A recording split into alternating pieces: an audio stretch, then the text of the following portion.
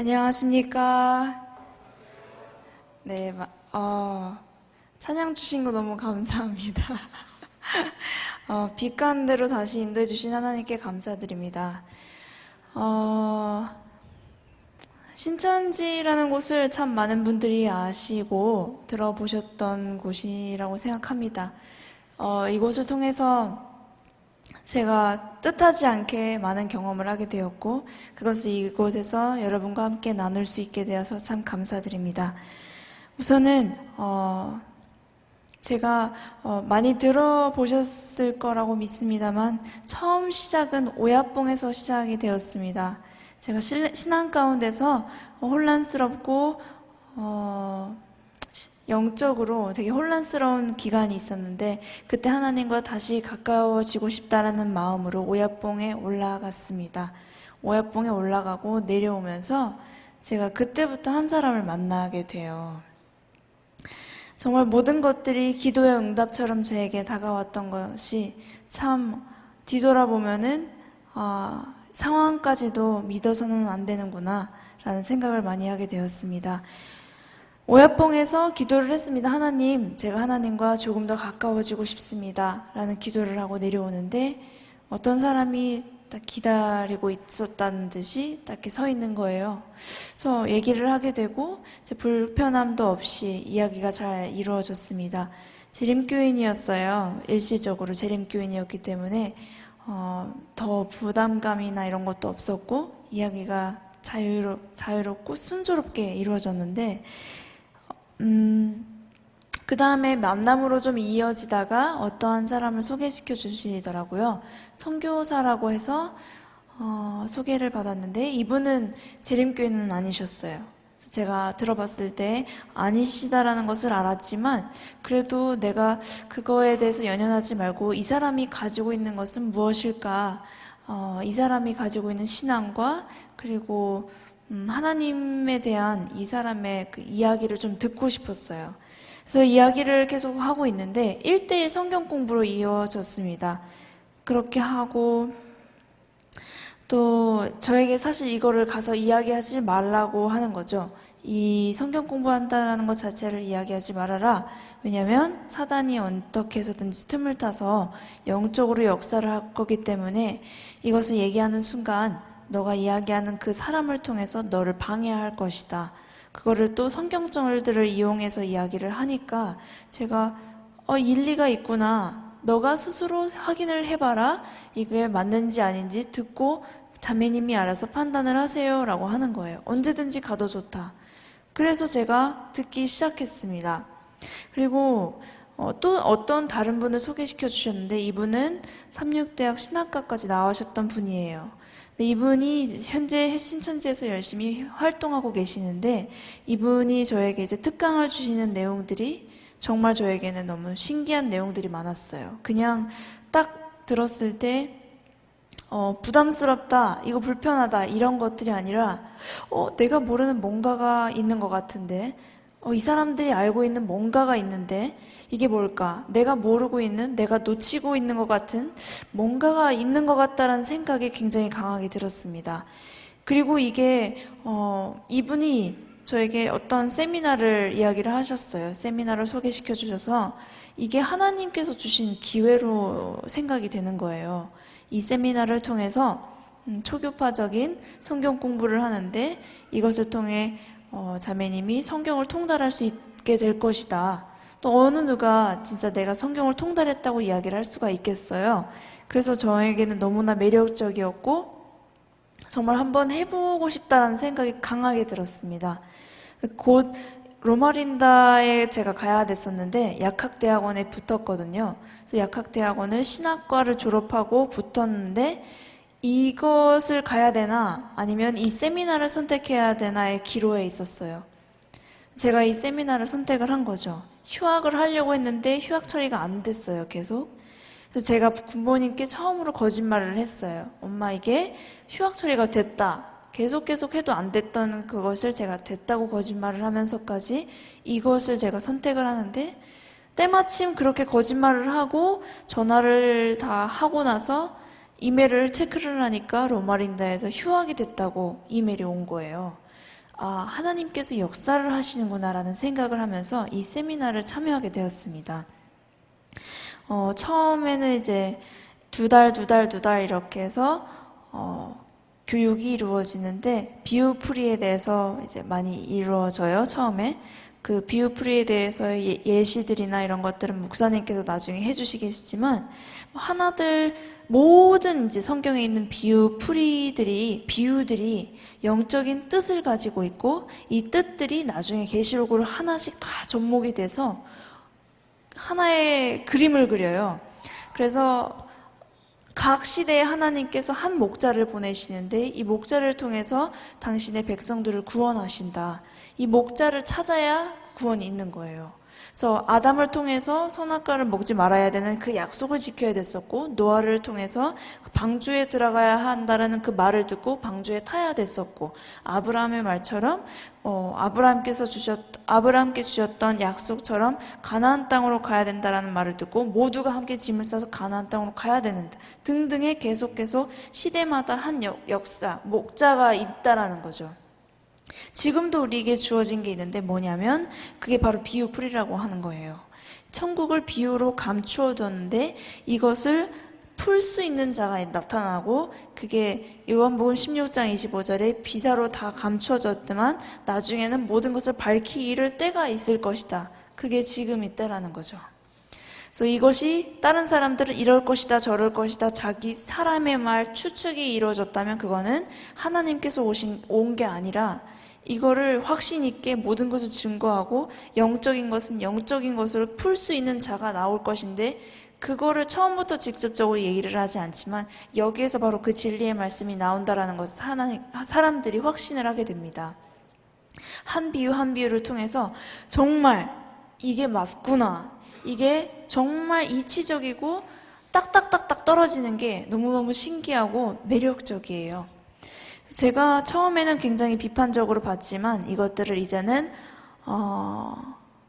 확신을 가지고 이게 모든 것들 성경절로만 다 해석이 되거든요. 처음부터 끝까지 한두 시간 정도를 성경으로 시작해서 성경으로 끝나서 왜 물이 말씀인지, 어떤 절들을 통해서 그렇게 나오는지, 계시록에 나오는 유리바다는 뭔지, 사단이 그 음력 앉은 그 물은 무엇을 얘기하는지 계속 이게 나타나면서 쌓아지니까 확신이 들기 시작합니다. 두 달이 됐을 때 신천지가 신천지라는 것을 밝혀요. 그 전날 밤에 제가 꿈을 꿨습니다. 꿈을 꿨는데 이곳이 신천지라는 것을 제가 꿈으로 꾼 거예요. 그래서 제가 그날 이미 알고 있었고 그 다음날에 꿈을 꿔가지고 이제 강의를 참여하는데 사람들이 다 물어보는 거죠. 왜 놀라지를 않느냐 했을 때 저는 이미 꿈으로 어젯밤에 꾸었습니다 하니까 이제 다들 성령의 역사다라고 하면서 그렇게 이제 축하도 하면서 이제 기뻐했죠. 이 확신이 있으니까 저는 이것을 나눠주고 싶었습니다. 신천지에서는 14만 4천이 제사장의 숫자를 실수로 생각을 하거든요.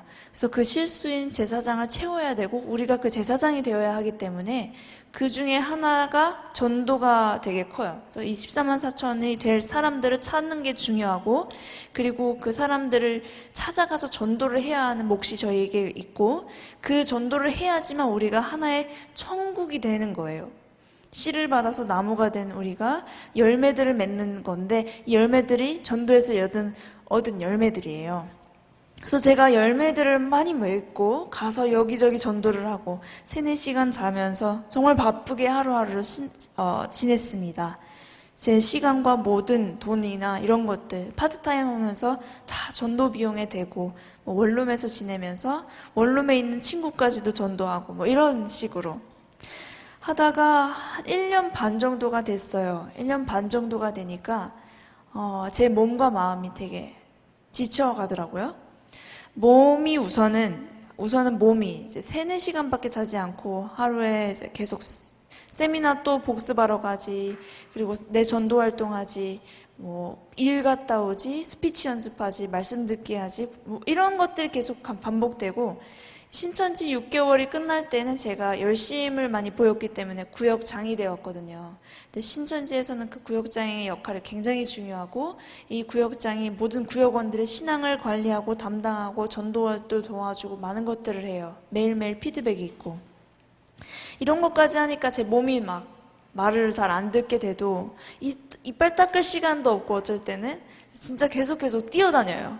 뛰어다니고 이렇게 바쁜 시간 안에서 저는 기쁜 거예요. 왜냐하면 나는 이것을 하나님을 위해서 한다고 생각하기 때문에, 나는 이것을 하나님의 영광을 위해서 한다고 생각하니까 제 마음만큼은 기뻤습니다. 1년 반 정도가 됐을 때 제가 드디어 부모님께 걸리게 되었어요. 어떻게 걸렸게 되냐면 너무너무 피곤해하는 제 모습과 이상한 얘기를 가끔 던지는 제 모습을 부모님께서 이상하다고 생각하셨습니다. 제가 왜 진리에 대해서 막 얘기를 하지를 않나, 나 때문에 우리 가족이 구원을 받을 거다, 아니면 가끔 가다가 엄마는 안식교회가 정말 맞다고 생각해? 우리가 진리를 가진 거라고 생각해? 뭐 이런 것들을 제가 툭툭 던졌거든요. 그래서 저희 어머님께서 가방을 이제 보시다가 제 인증카드를 발견하셨습니다. 신천지 인증카드라고 해서 저희가 입사원처럼 회사 다니는 직원처럼 이렇게 목걸이가 있고 카드가 있어요. 그래서 저희 사진, 그림, 그리고 이름, 신천지 예수교 증거 장막 선전, 이게 딱 떠 있어서 그거를 찍고 제 성전에 들어가고, 안 가져왔다 하면은 인증카드 대신에 이제 지문을 찍고 들어가거든요. 그 시간이 굉장히 엄수가 되었기 때문에 조금 늦으면 문이 닫혀요. 그래서 만약에 8시, 10시에 시작한다? 10분, 15분 전부터 흰옷의 무리들이 우르르르 막 뛰어옵니다. 이 시간을 지켜야 되니까. 그리고 제 성전은 9층에 있었어요. 그래서 9층까지 계단으로 이제 청년들은 올라가죠. 그래서 그 카드가 제가 걸려서 빼도 박도 할 수 없는 그런 상태였고, 부모님께서는 이제 저에게 얘기하시는 거죠. 어떻게 너가 우리를 속일 수가 있었느냐? 어떻게 장로님의 딸인데 어떻게 너가 여기에 있을 수가 있느냐? 너 신학과까지 나왔는데 어떻게 그럴 수가 있느냐? 그게 뭐가 문제가 되느냐? 저는 진리를 찾았습니다. 제가 바로 여기에서 진리를 찾았고 부모님도 그렇게 원하는데 부모님께서 인정해 주시지 않다고 생각했기 때문에 제가 거짓말을 할 수밖에 없었고, 주말 때마다 제가 항상 어디를 간다는 핑계를 대는 게 그게 눈덩이처럼 불어 쌓아 올려졌거든요. 1년 반 동안이니까. 누구 만나러 간다, 우울증인 친구 만나러 간다, 봉사 간다, 뭐 별의별 거짓말들을 다 한 거예요. 그렇게 해서 저희가 대화를 하는데 대화가 아니라 이거는 그냥 양쪽 다 입장이 너무 다른 거죠. 제가 무슨 말만 하면 너 지금도 거짓말하고 있는 거 아니냐, 아니면 거기가 거짓말하니까 진리가 아니다, 무슨 말을 해도 어쨌든 거짓말을 하잖아. 아무런 얘기가 통하지가 않고 이해가 성립이 되지 않으니까 이렇게 그냥 서로만 말만 하는 거예요. 말만 계속 하는 거죠. 뭐 가만히 있을 수는 없으니까 새벽까지 계속되는 이 언쟁들이 계속되고, 저는 이런다고 해서 제 신천지 구역장으로서의 사명을 버릴 수는 없잖아요. 나는 그래도 나가야 된다. 나가지 말라고 하셔도 제가 나가는 거죠. 쓰레기 버리러 갔다 온다면서 나가고, 뭐 하러 갔다면서 나가고, 이렇게 하는데, 이렇게 하다가는 내 영적인 상태가 문제가 생길 것이다. 영적으로 내가 나를 지키기 위해서는 가출을 해야 되겠다. 가출을 하게 됩니다. 시도를 하게 됩니다. 운동화를 들고 이제 막 부랴부랴 나가는데 위에서는 이제 제 동생과 어머님이 막 뛰어내리고 있고, 그래서 제가 막 계단을 이제 하고 내려갔을 때 아버지가 일을 마치고 딱 거기 앞에서 이제 현관문에 서 계신 거예요. 저 걸렸죠.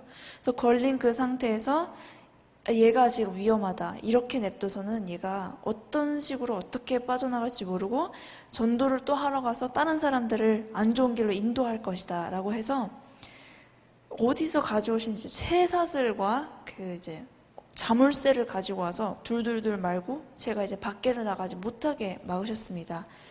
밖에를 나가지 못하자 제가 이제 무슨 생각이 드냐면, 그래, 신천지에서 제가 받았던 정신교육들이 있었어요. 교육들이 있었는데 이게 만약에 알려지는 순간 너는 감금이 될 것이고 목사님들이 찾아올 것이고 너에게 이렇게 얘기를 할 거야 등등의 것들이 있는데, 지금 그게 하나씩 이루어지고 있는 거죠. 감금이 됐네. 우리 부모님은 이제부터 우리 부모님이 아니다. 영적인 적이다. 사단이 지금 우리 부모님을 사용하고 있다. 이렇게 철저히 보게 됩니다. 그래서 무슨 얘기를 하셔도 사단의 씨로 말미암은 사단의 영으로 말미암은 말들을 나한테 하는 거야. 안 들립니다. 그렇게 되고 부모님이 이제 연락을 하셔서 계속 목사님, 사모님들, 목사님들, 집사님들 계속 오시는 거예요. 매일매일 찾아오셔서 이게 왜 아닌지, 신천지 교리에 대해서 여자 문제가 있다, 돈 문제가 있다, 뭐 등등의 것들을 얘기하시는데 지금 말씀을 가지고 얘기를 하셔야 되는데 지금 무슨 얘기를 하는 거냐, 제 마음속에서는. 그리고 제가 이거 모든 것들을 정신교육을 이미 받았으니까 또 그대로 이루어지고 있는 거예요. 이럴 줄 알았어. 이러면서 아무 얘기도 들리지가 않죠, 저는. 저도 또 제 나름대로 반증을 하고 이렇지 않습니까 하는데 저 혼자 제 입장에 있으니까 무슨 말만 해도 너 왜 그렇게 생각하느냐? 제가 이상한 아이가 돼버리니까 무슨 말을 해도 이거 받아들여지지 않겠다, 이렇게 마음의 문을 딱 닫아버리게 됩니다. 이게 계속되고 이게 계속이 되니까 힘들어서 어떻게 해서든지 내가 나가야 되겠다라는 생각밖에 안 들었어요. 어떻게 해서 나갈까 하면서 제가 탈출 시도를 몇 번을 하게 됩니다. 많은 탈출 시도를 하는데 그 중에 한 번은 어떻게 해서 나갈 수 있을까? 부모님께서 이제 목사님들이 들어오실 때는 사슬을 풀어야 되지 않을까? 그거를 일일이 다 풀고 다 빼고 목사님 나갈 때는 또 그거를 잠궜다가 또 풀고 왜 그렇게 하지 않으셨을 것 같다. 풀어놨다가 나가셨을 때 그냥 그대로 풀어놓은 거를 그대로 하고 나가시면은 잠글 것 같다. 사람들도 많고 안전하다고 생각하지 않으실까라는 생각을 한 거예요, 제가. 그래, 여기 계실 때 그 시간을 이용하자 해서 생각해냈던 아이디어가 모두가 기도 시간에 식사 기도 때 눈을 감고 있을 것이다. 그때를 이용하자. 그래서 제가 그때 식사 기도할 때 눈을 모두가 감고 있을 때 뛰쳐나갔습니다. 뛰쳐나갔는데 제 머리끄댕이가 잡혔어요. 제 동생이 눈을 뜨고 있었습니다. 그래서 그 동생 때문에 제가 그때 잡혀서 이 사태가 좀 더 심각해진 거예요. 얘가 우리 딸이 아니구나. 얘는 지금 짐승이다. 이렇게 보이기 시작하고 저 또한 저희 부모님에 대한 뭐라고 할까, 경계심이 훨씬 더 커지죠. 탈출 시도를 계속 하고 사람들은 계속 찾아오고 이게 변화가 없고 경찰들도 계속 찾아오고 변화가 없습니다. 나는 이렇게 해서는 난 죽을 거다. 영적으로 나는 죽을 거다. 신앙을 하는 목적이 영적인 생명을 위해서인데 이렇게 해서는 나는 죽을 거다. 난 나가야 된다. 마지막으로 큰 그룹이 저희 집에 왔습니다. 큰 그룹이 와서 신천지에 갔다 나왔던 청년도 있었고 그 청년은 재림교인은 아니었지만 그 청년이 이야기하는 거, 그리고 나름대로 큰 그룹의 사람들이 계속 서로 대화를 나누는 가운데 신천지가 왜 아닌지, 이게 왜 거짓말을 하는지, 어떻게 안 좋은지 막 부도덕적인 이런 내용들을 계속 얘기를 하시는데 저한테 질문하는 게 많이 있지는 않지만 그분끼리들 그렇게 얘기를 하시는데 새벽까지 그게 이어지는 거예요. 내가 왜 앉아서 저런 사람들의 저런 얘기를 하는 거를 계속 듣고 있어야 될까? 내가 언제까지 이걸 듣고 있어야 될까? 이게 너무너무 싫으니까 안 되겠다. 나는 나가야 된다. 어떻게 해서라든지 나가야지 내가 살 수가 있을 것이다. 여기에 있으면 난 죽을 거야. 이런 생각밖에 안 들었어요. 확신이 들었어요. 나가야 돼. 그래서 어떻게 나갈 수 있을까?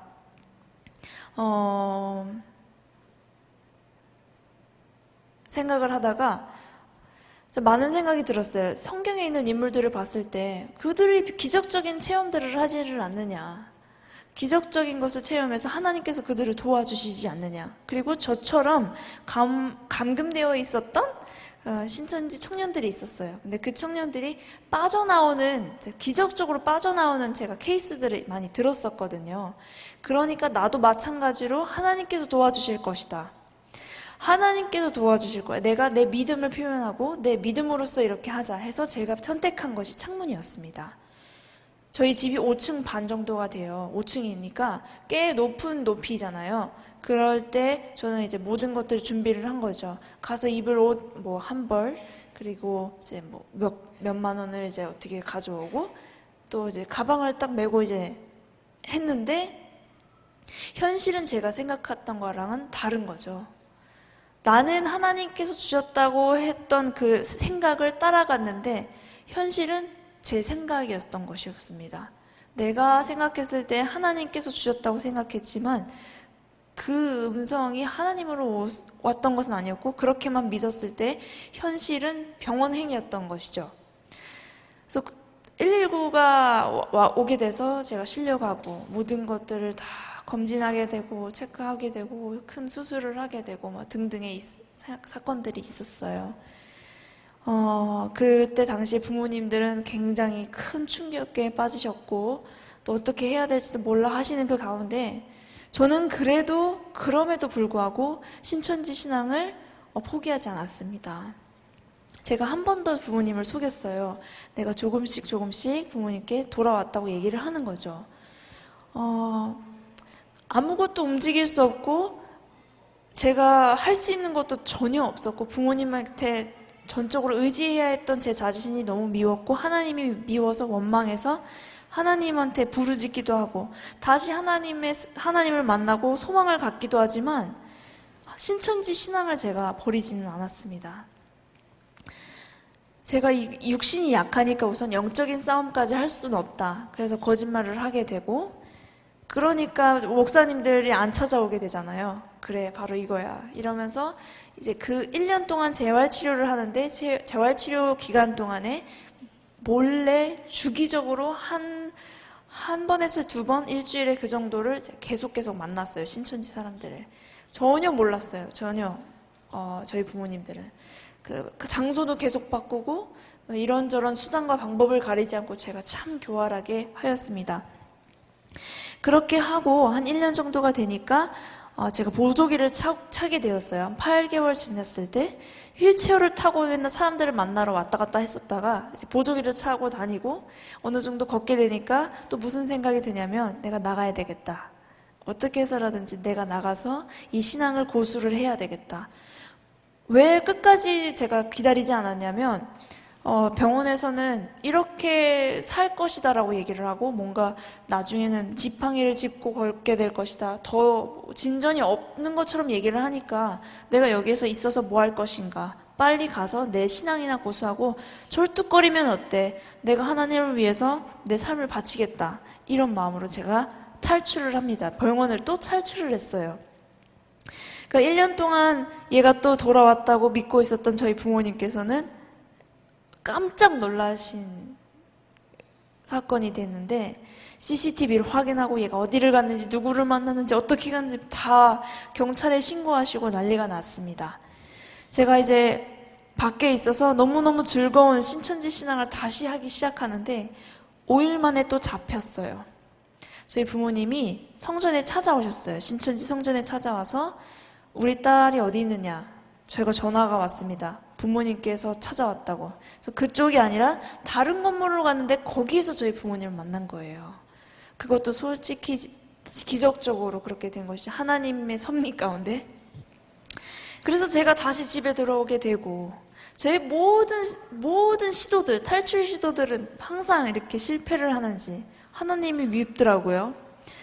그래서 1인실 위생병원에 입원하게 되었습니다. 다시 입원이 되고 피할 수 없는 이제는 계속 미뤄왔던 피할 수 없는 교리 싸움이 다시 시작이 된 겁니다. 그냥 목사님들, 장로님들, 집사님들 꽤 유명하신 분들이라든지 많이 알고 계신 분들이 오니까 제가 우선 알겠다, 맞다 이렇게 하다가 모든 분들이 다 가면은 그거에 대한 반증을 빼곡히 공책을 채워놓고 성경을 다 연구를 하고 제가 맞다라는 것을 다시 증명하고 자는 거예요. 그러니까 무슨 말만 해도 거기에 대한 성경줄 다 찾고 제가 맞다. 이러니까 신천지가 맞는 거야. 만약에 제가 모르는 부분이 있다면 이거 신천지에서는 아는데 내가 모르는 거야. 이렇게 생각이 들어요. 그렇게 하니까 제가 변화가 있겠습니까? 없었습니다. 한 달이 되었어요. 한 달이 되니까 서로가 지치기 시작하는 거죠. 얘가 도대체 왜 말을 못 알아듣느냐. 얘 이해력이 딸리는 거냐? 아니면 진짜 영의 씨인 거냐?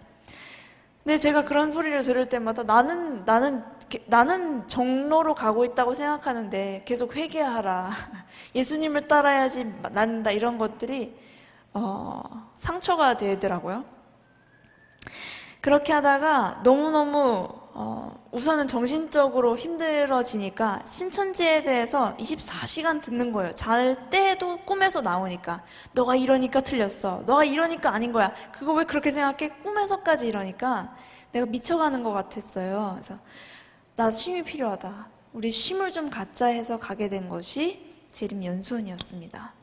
그러니까 재림연수원에서 드디어 터닝 포인트가 있게 되는데, 회심하게 되는 사건이 있게 되는데, 수많은 사람들이 저에게 찾아오고 하루에 진짜 많게는 최대 10명까지 찾아왔다 왔다 갔다 하는 그 가운데서 저를 얼마나 많이 노력을 하셔서 이제 설득하시려고 노력을 하셨겠어요. 좋은 동기와 좋은 자료들과 선한 목적을 가지고 오셨지만 제가 변화가 되지를 않는 거예요. 어떤 논쟁과 싸움에 있어서도, 토론에 있어서도. 그런데 제가 어떤 것으로 변하게 되냐면 이 이야기였습니다. 혈루병 여인에 대한 이야기인데 많은 이야기들을 주셨지만 오직 예수님만을 드러내려고 많이 노력을 하셨어요. 이 한돈 목사님께서 이 여인이 12년 동안을 그렇게 증상을 가지고 있다가 내가 살 길은 예수님의 옷자락을 붙잡는 것이다. 이게 내가 사는 것이다. 내가 그러면 치유를 받을 수 있을 것이다. 라는 확신 아래 어떤 사람들이 가운데 있어도 비집고 들어가서 그렇게 잡으려고 노력을 하는 거죠. 근데 그게 바로 제 신앙생활과 좀 비슷한 거예요. 어떻게 해서라든지 나는 이 신천지 신앙을 지키기 위해서 어떻게 해서든지 나 아둥바둥 지키고자 노력한 거죠. 이거를 해야지 내가 구원이 있다. 신천지 안에서 구원이 있다. 그렇게 확신을 했으니까. 근데 예수님께서 이 여인에게 말씀하신 것은 그 붙잡는 행위가 아니라 내 믿음이 너를 구원하였다고 말씀하지 않습니까? 그 믿음 자체다. 그래서 예수님께서는 수진 자매의 그 하나님을 사랑하는 그 마음, 그 사랑을 보신다라고 얘기를 하셔서 맞긴 맞죠? 라고 제가 했어요. 그런데 두 번째로 예수님께서 그 여인에게 하시는 말씀은 따라 내가 평안히 가라 라고 말씀을 하신 것입니다. 그때 제가 얼었어요. 내가 내 몸을 바쳐서, 내 모든 것을 바쳐서 시간과 돈과 내 가족까지 버리면서 내 친구까지 모든 관계를 깨져가면서 여기까지 왔는데 과연 내 안에는 평안이 있었을까? 제 안에는 평안이 없었어요. 평안이 없고 어떻게 해서든 싸우겠다라는 그 마음뿐이었어요. 어떻게 해서든지 내가 이 핍박을 견디고 이겨내겠다. 군사처럼 내가 이겨내겠다. 뭔가 그 앙심만 되게 가득했고 평안이 없었던 거예요. 그냥 모든 거에 지쳐있고 이제는. 그래서 제가 본질적인 질문들을 하게 됩니다. 내가 그럼 도대체 신앙을 왜 하고 있을까? 뭐 때문에 내가 이런 신앙을 했고 뭐 때문에 내가 모든 것을 내걸었고 내던졌을까? 하나님께서는 도대체 어떠한 분이시고 다들 가지고 있다는 그 진리는 도대체 뭔가? 진리가 도대체 뭘까? 제가 그래서 목사님께 다급하게 도와달라는 심정으로 얘기를 하죠. 도대체 진리가 뭡니까? 다들 다 자신이 진리를 가지고 있다고 하지 않습니까? 했을 때 너무나 간단하게 진리는 예수님이십니다. 라고 말씀을 하시는 거죠. 예수님께서 바로 그 진리셨고 예수님께서 말씀해 주셨던 많은 가르침들과 그거를 실제로 살았던 생애 그거에 초점을 맞추라고 도와주셨는데 아무도 없었던 그 시간 정말 재림연수원 독방이잖아요 거의 2인실을 쓰고 있는데 부모님께서도 항상 24시간 저를 주시하고 감시를 하지 않겠어요? 잠깐 어디 가셨을 때 그 몇 분 사이에 아무도 없을 때 생각을 하기 시작하는 거죠. 하나님께서 보내셨던 그 예수님의 가르침들과 그 생애, 그리고 신천지 안에서의 가르침들과 생애를 하나씩 면밀히 보는데 차이가 있는 거예요. 제가 그동안 볼 수 없었던, 그리고 보려고 노력하지도 않았었던 그 비교하려던 마음이 생긴 것 자체도 하나님께서 역사하신 것입니다. 왜냐하면 이것이 확실하다라는 생각이 있었고 100%였기 때문에 뭐 비교할 필요도 없어요. 왜냐? 이게 맞으니까. 진리야. 물어볼 것도 없고 의심의 여지도 없고 이거를 우선 나는 전하기만 하면 되는 거예요. 목자를 소개해야 된다. 그게 제 사명이었어요. 근데 제가 조금씩 알게 되니까 예수님께서 거짓말을 하지 않으셨잖아. 나처럼 우연을 가장한 만남을 하지도 않으셨고 모든 이 사생활 정보들을 다 보내서 전도할 때 쓰고 이 사람들과 뭐라고 위장을 하고 뭐 이런 모든 것들을 제가 다 했는데 거기에서 처음에는 부담감을 있었지만 거짓말해도 될까? 하면 할수록 그래 이 사람의 영혼을 위해서야 이 사람을 살리기 위해서 어쩔 수 없어 합리화가 돼요. 무뎌지고 이거에 대해서 나중에는 짜릿하기도 하는 거죠. 그래서 그런 마음으로 이제 열심히 서로 이제 하는데 이거에 대해서 이제 분명한 차이점을 보게 되고 이것뿐만 아니라 다른 많은 것들에서도 차이점을 보게 되었어요. 그러나 사실 이걸 인정하는 것은 쉽진 않았지만 제가 그때 그래도 하나님께서 이게 진리가 아니라면 나는 따라가지 않을 것이다 라는 생각을 가질 수 있도록 도와주셨습니다.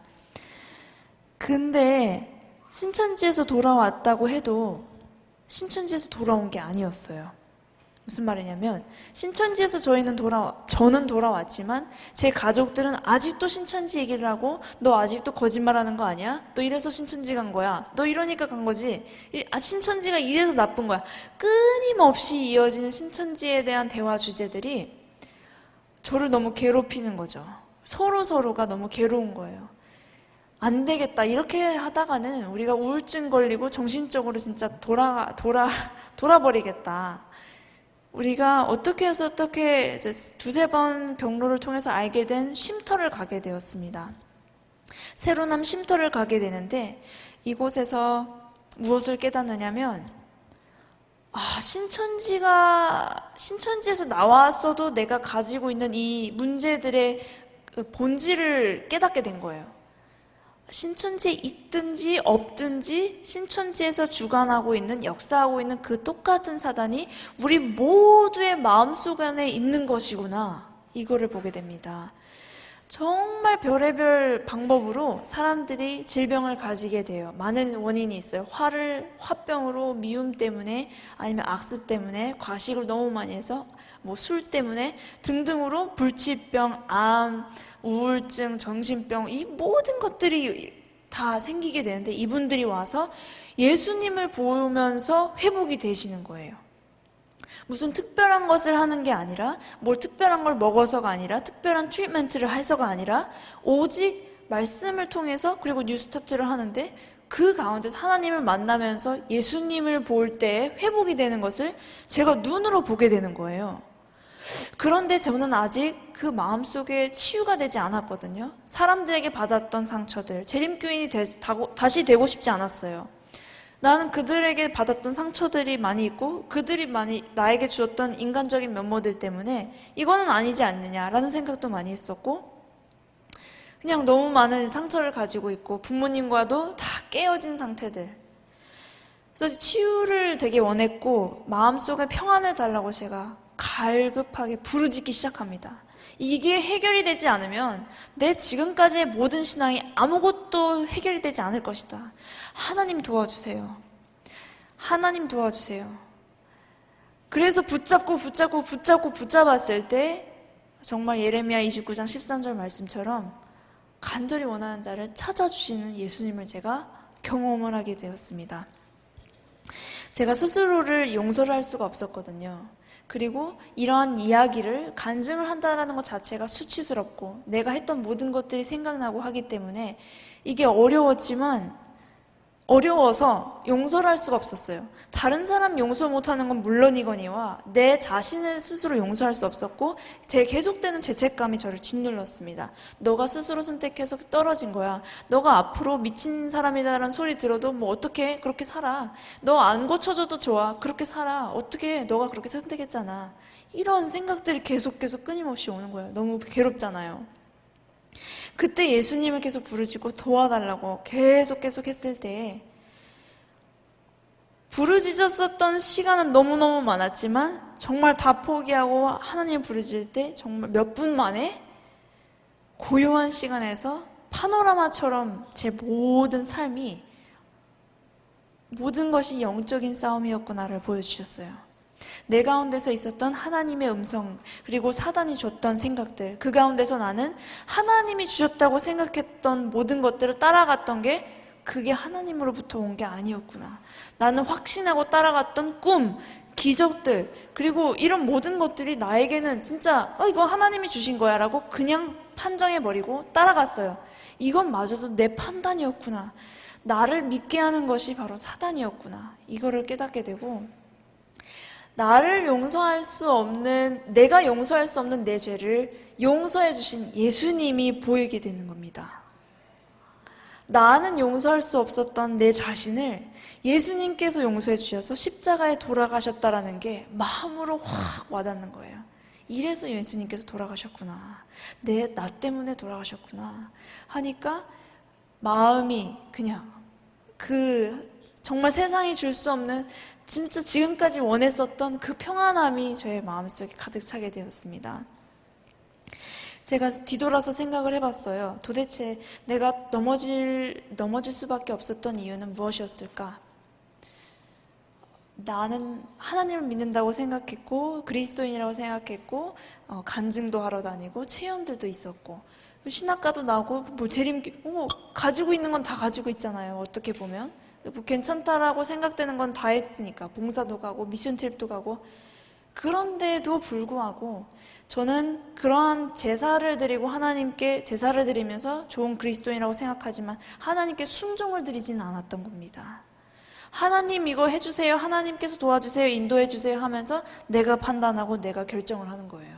무슨 일이 일어나면 이거 하나님께서 온 것인지 묻지도 않아요. 내가 봤을 때 이건 맞는 것 같아. 그러면 그렇게 계속 하니까 신천지까지 가게 된 거고, 내가 판단해보겠다 그러는 마음으로 들어가게 되고, 사람들한테 얘기하지 않고 내가 분별해보겠다, 선악을 알게 하는 나무를, 그 과실을 먹게 했다라는 그 하와의 심정이랑 똑같았던 거죠. 그래서 제가 깨달은 것은 정말 많은 사람들이 저에게 많은 이제 시도를 하셨었고 대화 만남을 하셨었고 했지만 정말 예수님 통해서만 심령의 변화가 있었습니다. 예수님께 능력이 있으시다라는 것을 제가 체험을 했습니다. 저희가 신천지에 가지 않았어도 별의별 것들로, 감정들로, 저희의 판단들로 사로잡혀 있어요. 우리도 모르는 사이에.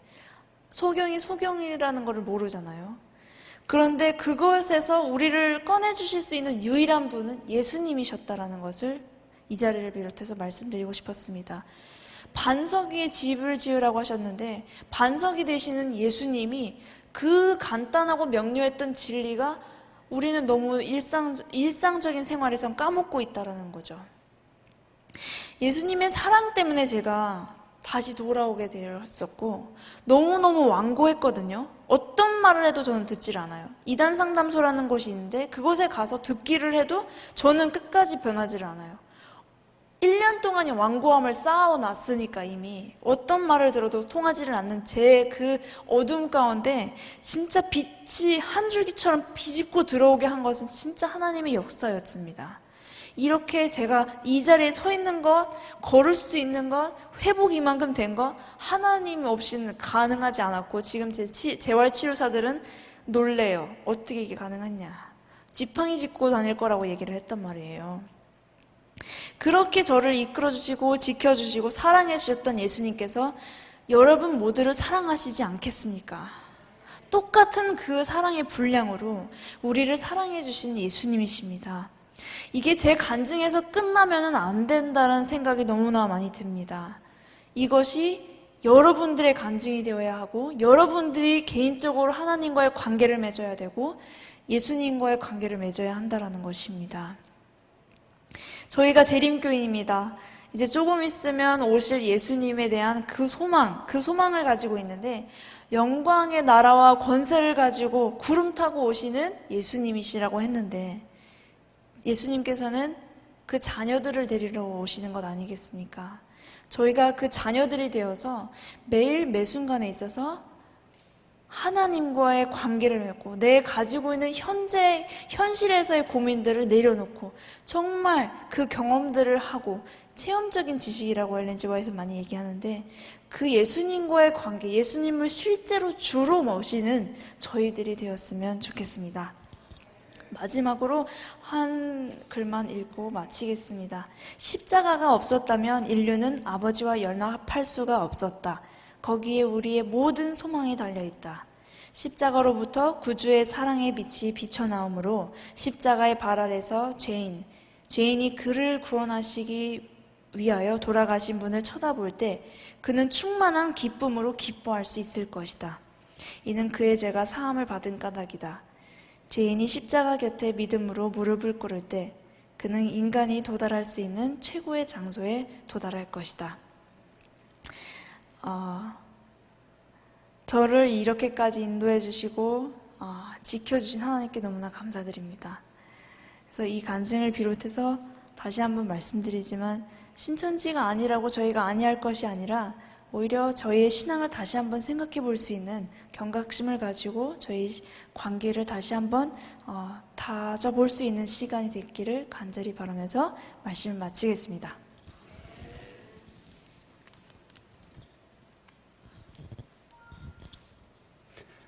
안녕하세요. 안녕 못하세요? 예, 안녕하시죠? 예. 안녕 못하세요? 예. 제가 굉장히 당황하고 있습니다. 지금 안녕하세요 인사를 했는데 이렇게 막 노려보세요. 넌 안녕하니 이렇게 어제 긴장이 돼서 화면 넘겨주시고요. 감사합니다. 신천지 세미나라고 해서 단순히 한 교단을 비난하거나 어떤 이렇게 하기 위한 것이 아니고 우리의 신앙을 다시 한번 점검하는 시간이 되었다라는 생각이 들었습니다. 그래서 이제 강수진 청년이 아마 이제 교회에서 간증할 기회는 없어요. 좀 있으면 미국으로 다시 들어갑니다. 그래서 7월 마지막 31일이죠. 동중앞에 장막부흥회 때를 순서를 마지막으로 이제 한국에서는 아마 간증을 더 이상 안 할지도 모르겠습니다. 그래서 거의 마지막, 다음 주에 한 교회가 있는데 그 다음 주 교회를 마지막으로 이제 수진 양의 간증은 없지만 또 이 호소처럼 우리의 신앙을 좀 다시 한번 뒤집어 보고 좀 생각하는 시간이 되었으면 좋겠습니다. 신천지 예수교 증거장막 성전입니다. 창설 연도는 84년 3월 14일, 33년 정도 됐습니다. 이만이라는 사람이 창시했고 믿고 있습니다. 경기도 과천에 본부가 있고요. 왜 과천에 본부가 있냐면 과천이 한문으로 보면은 그 과실, 그러니까 열매할 때 과자에다가 내천자예요. 그러니까 유리바닷가에 그 12 생명나무가 있잖아요. 그래서 과천을 성시, 그러니까 거룩한 자신들의 도시라고 생각을 합니다. 교세가 이제는 교세를 몇 명이다라고 말하는 게 무의미해요. 20만 명 훨씬 넘어갔습니다. 급속도로 성장하고 있어요. 아마 가장 빨리 성장하는 교단 중에 하나가 신천지일 것입니다. 여기가 신천지 본부입니다. 보시면 위에 A라고 써 있는 게 있고 아래 빨간 동그라미로 이마트라고 되어 있습니다. 저 이마트 9층이 강수진 양이 있던 요한지파 요한성전입니다. 이 이마트 9층에 교회가 있고 위에 A라고 써놓은 건물이 신천지 본부예요. 그러니까 저희 교회로 따지면 연합회입니다. 근데 재밌는 게 저렇게 이제 건물이 되어 있고요. 여기가 이제 그 9층에 있는 입구 모습입니다. 강수진 양 부모님과 또 다른 그 신천지에 빠진 청년들이 있어요. 같이 내 딸 내놔라 그러고 이제 쳐들어간 겁니다. 쳐들어갔는데 보시면 왼쪽에 문이 보이죠. 그 왼쪽 문 옆에 인증카드 찍는 곳이 있습니다. 아까 들었던 그 인증카드가 있고 지문을 찍게 되어 있습니다. 그 왼쪽 문을 열면 아마 이 본부교회 2배 정도 되는 공간이 그냥 텅 비어 있어요. 아무것도 없습니다. 신천지는 예배 드리러 가면 의자 없고 그냥 바닥에 앉아서 예배 드립니다. 텅 비어 있어요. 텅 비어 있고 이곳에 가서 수진 양을 찾으러 왔다라고 했더니 없다라고 이야기하면서 전화를 한 거예요. 도망가라고. 그리고 수진 양이 도망간 곳이 이곳입니다. 다른 건물, 이마트 건물 말고 그 옆에 있는 제일 쇼핑 3층인데 이 3층이 신천지 본부입니다. 신천지 본부에 이제 수진 양이 병원에서 나갔기 때문에 저희가 내용 증명을 끊어갔어요. 부모님이 이 아이의 치료에 대해서 니네가 책임져라. 내용 증명을 들고 들어갔던 건물인데 3층인데 엘리베이터에도 아무런 이 홍보물이 없습니다. 깨끗해요. 3층에 올라갔더니 이렇게 생겨 있습니다. 보이는 오른쪽에 보이는 문이 총무부입니다. 저 안에서 이제 수진 양과 부모님이 만나서 막 이야기하고 그러니까 이야기에서 이제 나오게 되었고 그 옆에 보면 백두산 사진이 걸려 있고 거기에 이만희 씨가 이렇게 손 들고 태극기 들고 있습니다. 굉장히 자랑스러운 건물이고요. 왼쪽으로 꺾어져 들어오면 이렇게 생긴 것이 있습니다. 이것이 연구실이에요. 연구실인데 여기도 마찬가지로 지문을 찍고 들어가게 되어 있고요. 연구실 안에서 어떻게 전도할지, 어떻게 사람들을 대할지 이런 부분들을 연구하는데 청년들이 굉장히 많아요. 본부 안에. 연구실 안에도 청년들이 굉장히 많이 있습니다. 오른쪽에 보면은 그 과천을 어떻게 신천지가 복음화할까, 우리 본부를 어떻게 세울까 이런 모형이 이렇게 딱 있습니다. 이 사진을 찍는데 소리가 자꾸 나요. 아이폰은 소리가 납니다. 소리가 나는데 어떤 분이 좀 의심스러우니까 제 옆에 붙어갖고 막 얘기를 하는 겁니다. 아, 우리 신천지는 사람들이 생각하는 것처럼 이단이 아닙니다. 그러고 사진을 보면서 하나하나 설명을 하고 있는데 뒤에서 이제 수진이가 나온 거예요. 나왔더니 뒤에서 다른 부모님이 아, 목사님 수진이 나왔어요. 딱 그러는데 그 느낌 아세요? 신천지 본부에 수많은 사람들 앞에 딱 있는데 목사님 딱 이 소리를 듣는 느낌. 예, 제가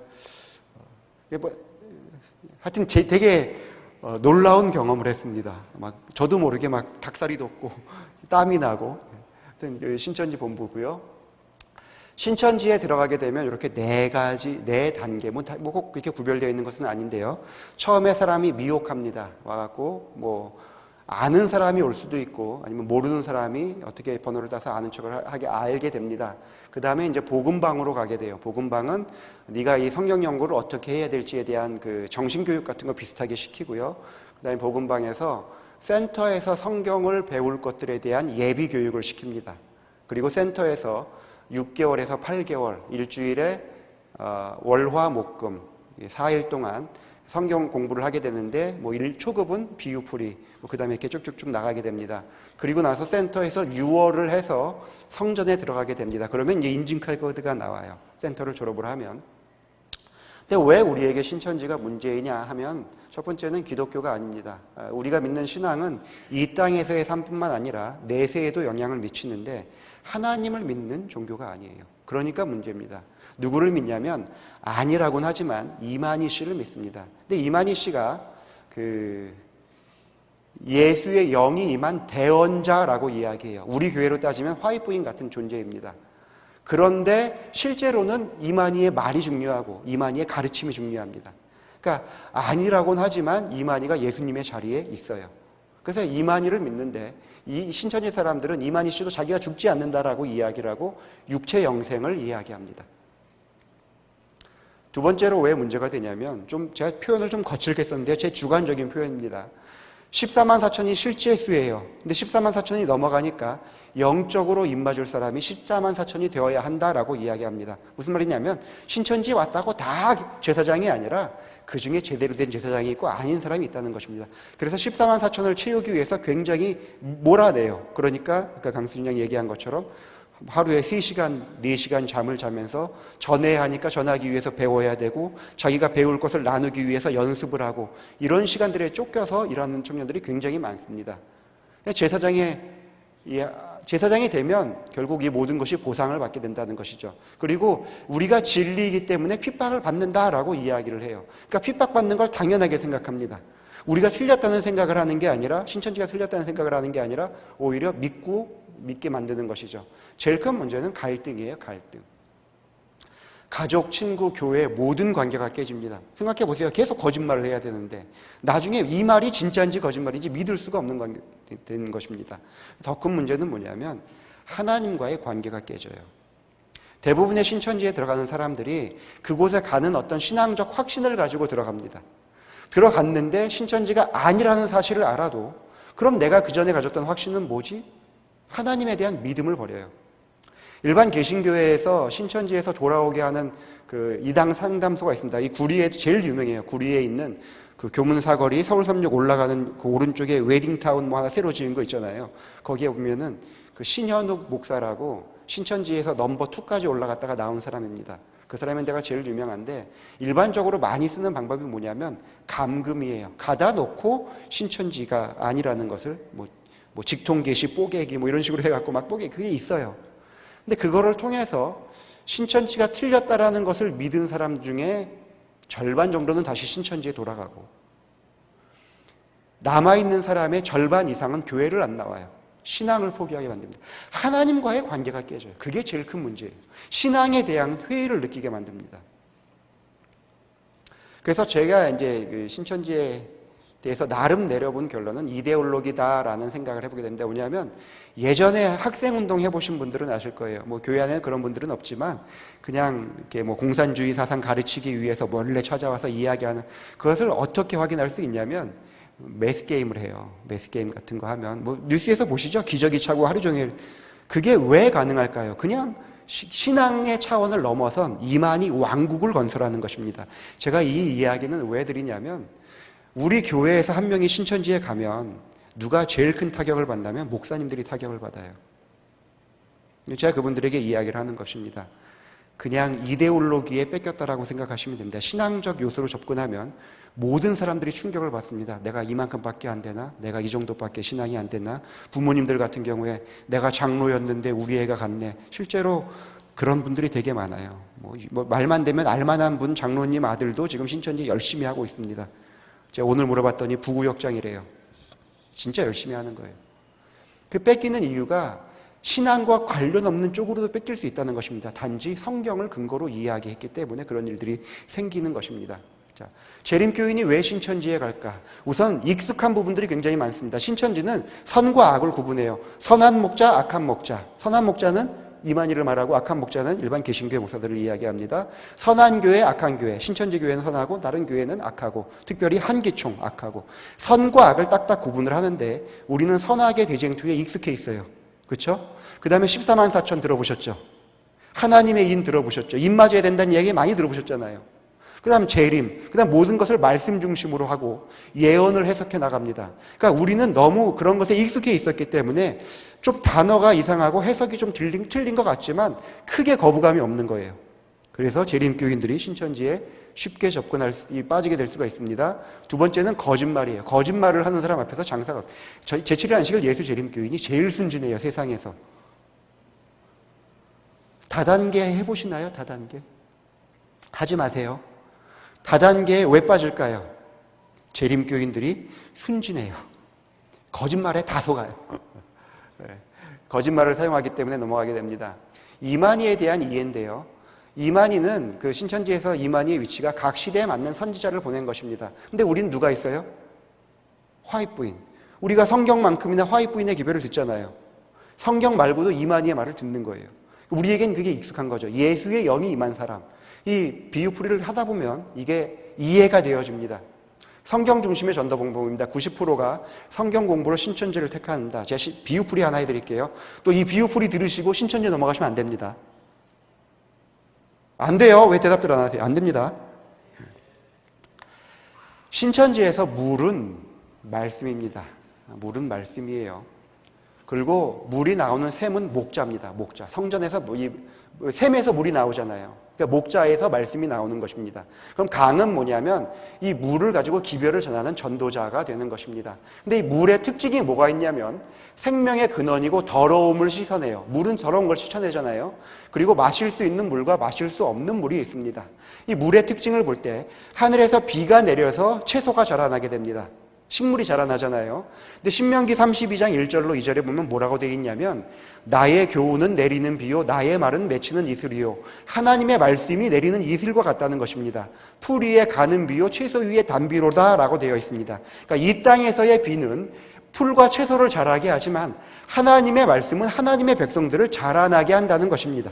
이게 무리하는 이야기입니다. 이게 신천지에서 가르치는 내용이에요. 자, 성경철 하나 들어갔습니다. 근데 요한복음 15장 3절에 보면 예수님의 말씀, 너희는 내가 일러준 말로 이미 깨끗하였느니라 라고 되어 있습니다. 물은 씻어내는데 영적인 것은 예수님의 말씀으로 씻어내는 거예요. 근데 그게 어떻게, 무엇을 씻어내는 거냐면 베드로전서 1장 22절에 너희가 진리를 순종함으로 너희 영혼을 깨끗하게 한다. 즉 예수님의 말씀은 영혼을 깨끗하게 하는 거예요. 물로 비유된 것입니다. 영적 물은 초림 때에 이 사람들이 물이 없어서 갈급했습니다. 그래서 아모스 8장 11절 잘 아는 말씀 있죠. 뭐 양식이 없어 주림이 아니요 물이 없어 가람이 아니요 하나님의 말씀을 듣지 못한 기갈이라. 초림 때에 하나님의 말씀을 듣지 못해서 예수님께서 오셔서 누구든지 목마르거든 내게로 와서 마시라고 했습니다. 서기관과 바리새인들은 땅에서 난 것이고 땅에 속해서 자의적으로 해석하기 때문에 생명이 없는 말씀을 이야기하는데 예수님이 초림 때 오셔서 보고 들은 것을 증거함으로 말미암아 생명수를 전달한 것입니다. 그런데 이것이 재림 때에도 우리가 마지막 시대를 살아가는 우리도 하나님의 말씀을 들어야 한다는 것이죠. 마태복음 24장 7절에 말세에 전쟁과 기근이 처처의 기근과 지진이 있을 것이라고 이렇게 이야기했는데 이 기근이 신천지는 영적 기근이라고 이야기를 합니다. 그러면서 말세에도 말씀을 들어야, 초림 때 예수님의 말씀을 들은 것처럼 말세에도 이 말씀을 들어야 되는데 이것은 성령과 신부가 말씀하시기를 계시록 22장 10절에 누구든지 와서 생명수를 받으라라고 했는데 그러면 초림 때 예수님이 말씀을 전한 것처럼 재림의 시대에도 누군가 이 말을 전달해야 될 사람이 생기는데 요한이 이 모든 것을 보고 들었습니다. 예수님이 하늘의 음성을, 하늘의 것을 보고 들은 것을 초림 때 전달한 것처럼 이 시대에 요한이 보고 들은 것을 이야기해 줘야 되는 거예요. 이 시대의 요한이 누굴까요? 지금은 이야기하지 않아요. 누굴까요? 이 시대에 요한이 필요합니다. 그게 이만희 씨를 말하는 것입니다. 그러니까 이렇게만 넘어가요. 그러니까 초림 때 예수님이 있었으니까 재림 때 누군가 말을 해줘야 된다는 것에 다들 이해를 하는 거예요. 그렇구나.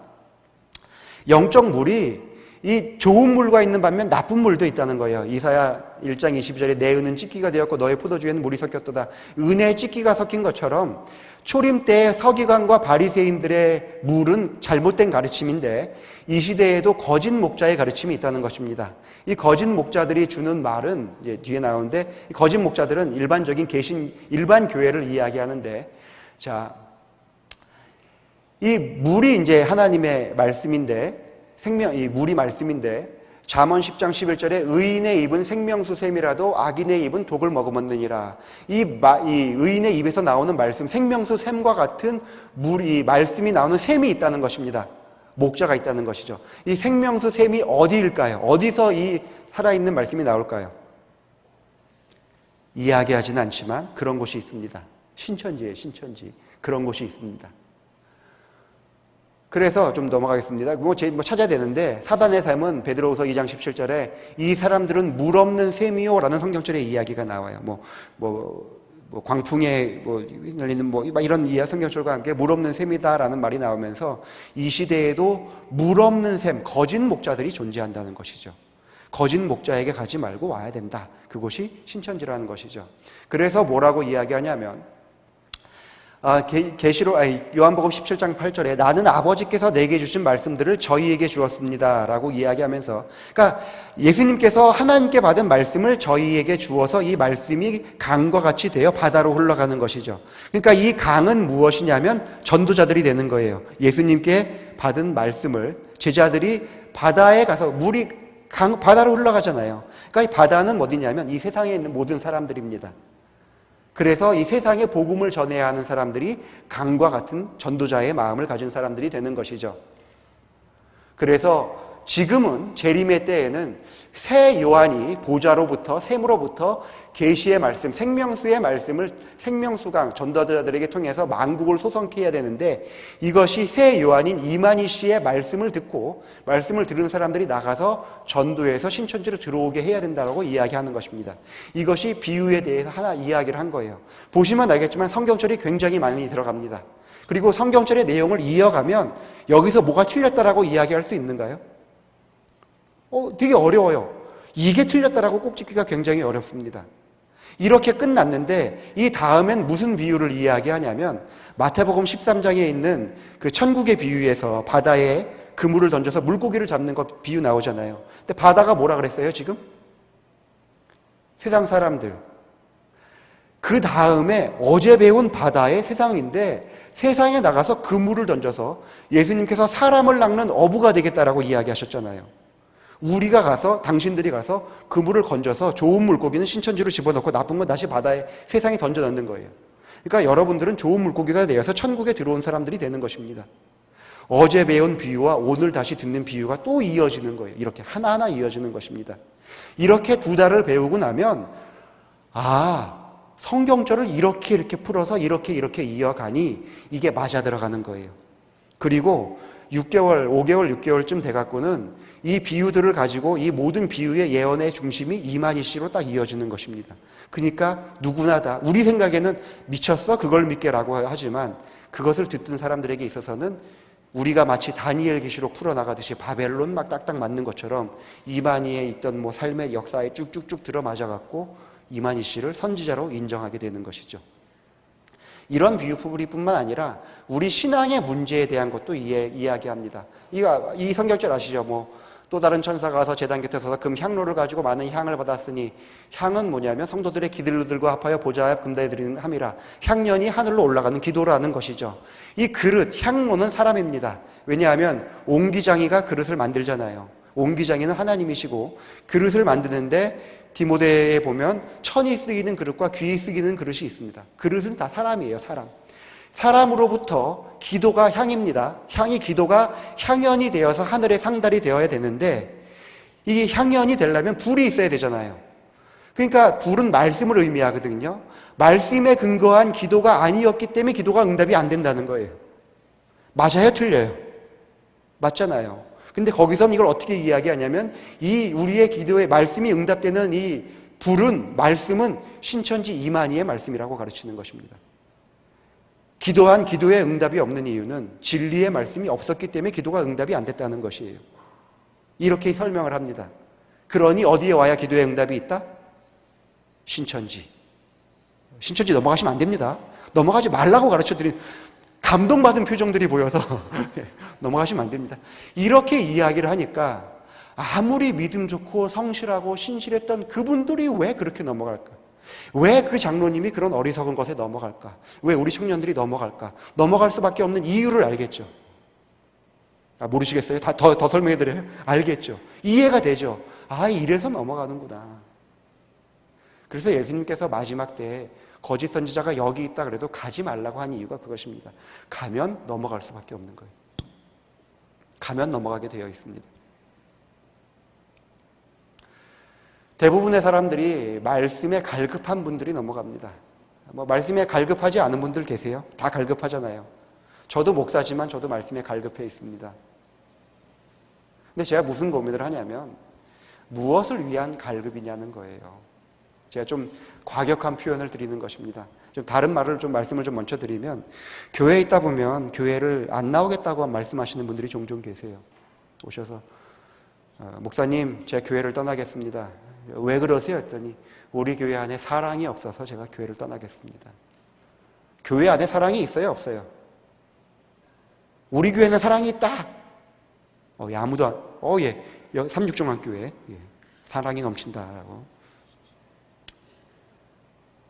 교회 안에 가해자가 있을까요? 없을까요? 교회 안에.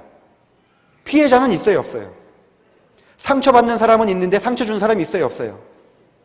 다 상처받잖아요. 그렇죠? 제가 그분에게 물어봅니다. 사랑이 없어서 떠납니다라고 말하면 집사님, 받을 사랑이 없나요? 줄 사랑이 없나요? 무슨 말인지 이해하시죠? 사랑이 없대요. 무슨 사랑이 없는 거예요? 받고 싶은 사랑이 없는 거예요. 제가 한마디 더 해요. 집사님, 아무도 사랑을 안 주는데 집사님이 조금만 사랑 주면 집사님 이 교회 사랑이 넘칠 것 같은데요. 그렇죠? 마찬가지예요. 내가 갈급해요. 나를 위한 갈급이에요? 우리 교인들을 위한 갈급이에요? 내 영적 갈급의 이유가 뭐냐는 것입니다. 나누기 위한 갈급이 되어야 돼요. 모두가 갈급하거든요. 그렇잖아요. 목사도 갈급한다니까요. 근데 다 자기만 받아 먹으려고 그래. 다 나만 은혜 받으면 돼. 뭐 누가 옆에서 죽거나 쓰러지거나 관계없이. 그러니까 뭔가 새로운 게 있으면 나 받아 먹으려고 거기 찾아가는 거예요. 이러지 말자는 거죠. 어차피 우리가 갈급한 인생이라면 이왕에 갈급한 거 나눠줘야 되지 않겠습니까? 교회 다니면서. 선악과는 먹을 필요가 없습니다. 종종 이제 이런 분들이 계셔요. 하나님의 지혜를 나도 알고 싶다. 선악을 분별하는 지혜를 알고 싶다. 하나님께서 원하시는 지혜가 어떤 것일까요? 선악을 분별하는 지혜는 하나님께서 허락하지 않으셨어요. 하와가 따먹었죠. 이 땅에서도 마찬가지입니다. 지혜롭게 말씀에 갈급하여 무언가를 얻으려고 하지 말고 하나님께서 원하시는 지혜는 하나님을 더 잘 알아가는 지혜만 우리에게 허락하시는 것입니다. 선악을 분별할 필요 없어요. 선악과 이게 진짜인가 가짜인가 가서 확인해 볼 필요가 없습니다. 이것은 좀 어떤 청년에게 온 신천지 여청년이 자기 그 청년에게 준 카톡을 주인 허락 없이 제가 포왔습니다. 알겠어, 고마워. 너가 이미 예전에 진리를 찾으려는 마음이 있어서 나를 위해 걱정해 주는 거 알고 있어. 쭉쭉쭉 이게 하면서 뭐라고 돼 있냐면, 무슨 표현 때문에 제가 이걸 보여드리냐면, 너가 그토록 진실하게 하나님을 알고 싶은데 우리가 가는 그곳이 신천지라 하더라도 우리가 이렇게 진실된 마음이 있으면 하나님이 막아주시지 않을까? 그럴듯하죠. 너가 그토록 진실하게 하나님 찾고 싶은데 이 계시록 세미나 가서 듣는 그것이 잘못되었다 하더라도 하나님께서 막아주시지 않을까라고 이야기하는 것입니다. 굉장히 호소력이 있어요. 우리가 그런 위험에 많이 빠집니다. 아까 스진 양이 이야기했잖아요. 하나님이 진짜 나를 도와주시면 5층에서 뛰어내려도 막아주시지 않을까, 붙들어 주시지 않을까, 건강하게 지켜주시지 않을까. 그런 우리의 신앙적 그런 것들로부터 넘어가면 안 됩니다.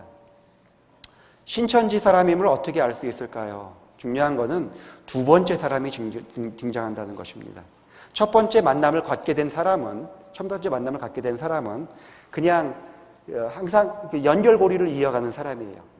예를 들어서 제가 박완정 목사님에게 접근을 했습니다. 그럼 박완정 목사님과 함께 이야기를 나누잖아요. 근데 목사님의 관심사를 제가 확인하는 거예요. 건강에 관심이 있구나. 그럼 목사님 저에게 좋은 그 건강에 대한 친구가 있는데 이분이 제가 소개해 드릴게요. 그리고 김종상 선생님을 소개를 해줍니다. 의사예요. 그러면서 막 이야기를 해요. 그러면서 선생님이 김종상 집사님이 가갖고 막 이야기를 하면서 이런 거는 목사님 조금 영적으로 접근하는 게 좋습니다. 함께 말씀 보고 기도하면 더 건강이 더 좋아질 수 있습니다. 그러면서 성경 공부를 인도해요. 근데 목사님이 가보니까 이상한 거예요. 이상하다? 그래서 저한테 이제 얘기를 하잖아요. 그 소개해준 사람이 이상하다. 그러면 제가 뭐라 그럴까요? 그래요? 저도 몰랐는데? 그럼 저도 그 사람 알면 안 되겠네요. 저는 관계를 유지해 가면서 그 다음엔 다른 사람을 또 소개해 주는 거예요. 그러면 위험하네요. 그러고선 그 다음에는 우리 김성일 집사님, 우리 김성일 선생님을 또 소개해 주는 거예요. 이런 식으로 두 번째 사람을 소개해 줍니다. 내가 만난 그 사람은 직접 이렇게 이야기하지 않아요. 두 번째 사람을 소개해 주고 형편에 따라 바뀌는 것입니다. 그리고 때로는 같이 욕해요. 그 사람 신천지인지 저도 몰랐네요. 고마워요. 근데 큰일 날 뻔했네. 이렇게까지 이야기. 같이 욕도 한다는 이야기가 그 얘기예요. 그렇게 이야기, 모략을 쓰는 것이죠. 평소와 다른 행동을 합니다. 뭐냐면 월화 목금이 바빠져요. 월화 목금 4일 동안 센터에서 교육을 합니다. 그래서 바빠져요. 그 다음에 종종 이상한 말을 합니다. 나한테 고마워해. 신천지에서 어떻게 가르치냐면 주 예수를 믿으라. 그리하면 너와 네 집이 구원을 얻으리라. 너가 아무리 엄마 아빠로부터 핍박을 받아도 너가 이 신앙만 지키면 온 집이 구원을 받을 수 있다라고 이야기해요. 그러니까 엄마 아빠 혹은 가족 간에 갈등이 있으면 눈물이 나면 나고 내가 마음이 흔들리면 흔들릴수록 참아냅니다. 왜? 내가 견뎌야 누가 구원을 받아요? 우리 가족이 구원을 받는 거예요. 그러니까 막 더 핍박하고 힘들게 하면 할수록 더 견뎌요. 막 혀를 악물고 견딥니다. 그러면 뭐라 그랬냐면, 그러니까 나한테 고마워해야 된다는 거예요. 나 때문에 누가 구원받아요? 우리 가족이 구원을 받아요. 그 다음에 아까 이야기한 것처럼 우리가 믿는 게 이게 진리가 아니면 어떻게 하겠냐. 이것 말고 또 다른 진리가 어디 있으면 어떻게 하겠느냐. 이렇게 물어본다면 이미 신천지에 어느 정도 진행이 된 거예요. 왜 알기가 어렵냐면 이것도 성경절을 가리켜 이야기합니다. 너희는 이웃을 믿지 말며 친구를 의지하지 말며 내 품에 누운 여인에게라도 너의 입의 문을 지킬지어다. 말하면 안 된다는 거예요. 그러니까 신천지 공부를 하면서도 말을 하고 싶어도 이 말을 하면 성경에 대한 성경절을 하기 때문에 말을 안 하는 것이죠. 대책, 절대로 우리 가족 중에 누가 신천지에 들어갔다 핍박하면 안 됩니다. 핍박하면 핍박받을수록 진리라고 생각을 합니다. 비난해도 안 돼요. 뭐 이만희가 이래서 안 되지, 이래서 안 되지 해봐야 소용없습니다. 관계만 나빠져요. 더 이상 보지 않으려면 그렇게. 제일 중요한 건 뭐냐면 우리가 진리를 가진 그리스도인의 모습을 보이라는 거예요. 수진 양과 함께 그 한 달 동안 힘들게 했던 사람이 저도 들어가 있었습니다. 가갖고 뭐 이런저런 얘기를 하는데 뭐 얘기를 하다 보면 무슨 이야기를 하냐면 저래요. 니네 거짓말 하잖아. 그러면 일반 교회도 거짓말 하잖아요. 뭐 우리 엄마가 아빠가 교회 장로인데 내가 신천지 좀 믿는다고 이렇게 말해. 교회 가면 목사님 장로님들이 내가 신천지 좀 다닌다며 철없다고 뭐 정신없다고 이렇게 비난을 해. 그게 그리스도인의 모습은 아니라는 거예요. 무슨 말인지 이해하시죠? 제가 그저께도 신천지에 빠진 부모님을 만나고 왔어요. 그 부모님이 상처가 큰 게 뭐냐면 교회 장로님이 그 얘기를 꺼내는 거예요. 요즘 것들은 철이 없어갖고 신천지에 빠졌다. 같이 기도는 못 해줄 망정. 그분은 뭐 알면 얼마나 안다고. 교회 장로라는 사람이 그리스도인답게 대하는 게 아니라 그 엄마는 지금 맘 졸이면서 내 자식이 신천지에 빠진 것 때문에 고민하고 울고 있는데 뭐라 그래요? 그리스도인의 모습은 보이지 않고 비난하는 거예요. 비난하는 거예요. 가족을 보호해야 합니다. 가족이 당하는 마음의 고통은 말도 할 수가 없어요. 감정을 상하는 극단적인 말을 하면 안 돼요. 교회에서 어떻게 대해줘야 되냐면 사고를 당한 겁니다. 생각해 보세요. 교인 중에 한 명이 교통사고가 나서 병원에 입원했습니다. 그럼 교인들이 어떻게 하겠어요? 그 사람을 위해서 같이 기도하고 염려하고 위로해 주잖아요. 사고를 당한 거예요. 그 가족이. 우리 애가 신천지에 빠진 게 사고인데 그때부터는 같이 기도해주고 염려해주고 기도하는 게 아니라 장로라고 하는 사람이 그 자식 관리도 잘 못해갖고 애가 이렇게 돼. 비난하는 거예요. 그 집에 사고가 생겼는데 걱정하지 마. 하나님께서 도와주실 거야. 염려하고 내가 지금 기도하고 있어. 이렇게 표현하지 않고 그 가족을 보호해야 돼요. 가족들이 간단히 이야기했지만 생각해 보세요. 1년이 넘도록 사는 게 아니에요. 그럴 때 가장 필요한 게 교회가 아니겠습니까? 관계를 새롭게 해나가야 됩니다. 만약에 저도 고민을 많이 했어요. 신천지 이렇게 하면서 우리 애가 신천지 간다 그러면 어떻게 할까? 고민을 많이 해봤습니다. 우리 애가 신천지 가면 내 새끼가 아닌가요? 그래도 내 자식이잖아요. 그렇죠? 관계를 새롭게 해나가야 됩니다. 내 아들, 내 가족이라는 사실을 잊어버리면 안 돼요. 신천지 누구가 아니라 나의 사랑하는 아들 누구. 이해하시죠? 이게 무슨 표현이냐면 예를 들어 이겁니다. 다 당해보셨을 거예요. 어디 가면 안식교잖아요? 안식교 이게 틀렸지 이래서 이단이지 그러면 그 다음부터 어떻게 돼요? 내가 몰라서 그렇지 우리 교회가 진리 맞아. 그렇게 하지 않으세요? 안식교라고 이야기하는 순간부터 우리는 안식교에 대해서 방어를 하게 됩니다. 그게 아니라 내 사랑하는 아들이에요. 너 왜 신천지 갔어가 아니라 내 사랑하는 아들, 내 사랑하는 이렇게 가야 되는 것이고 관계가 다 깨어집니다. 그 깨어진 관계를 회복해 나가야 됩니다. 제일 중요한 게 뭐냐면 목사님들과의 관계예요. 집안에 이런 일들이 생기면 요즘은 왜 교회 얘기를 안 하는지 모르겠어요. 다 혼자 해결하려고 그래. 교회에 어려운 일 생기면 제일 마지막에 듣는 게 목사님이에요. 그럼 될까요? 안 될까요? 안 돼요. 제가 진짜 고민을 많이 해봤습니다. 왜 이런 일들이 생길까? 이런 문제가 생기면 내가 이상한 성경 공부를 하면 목사님한테 찾아가서 얘기를 해야 되는데 이야기를 안 해요. 세상의 흐름이 워낙에 이상할 수도 있지만 기억하십시오. 목사님 말 듣고 잘못되면 하나님이 책임져 주십니다. 분명해요.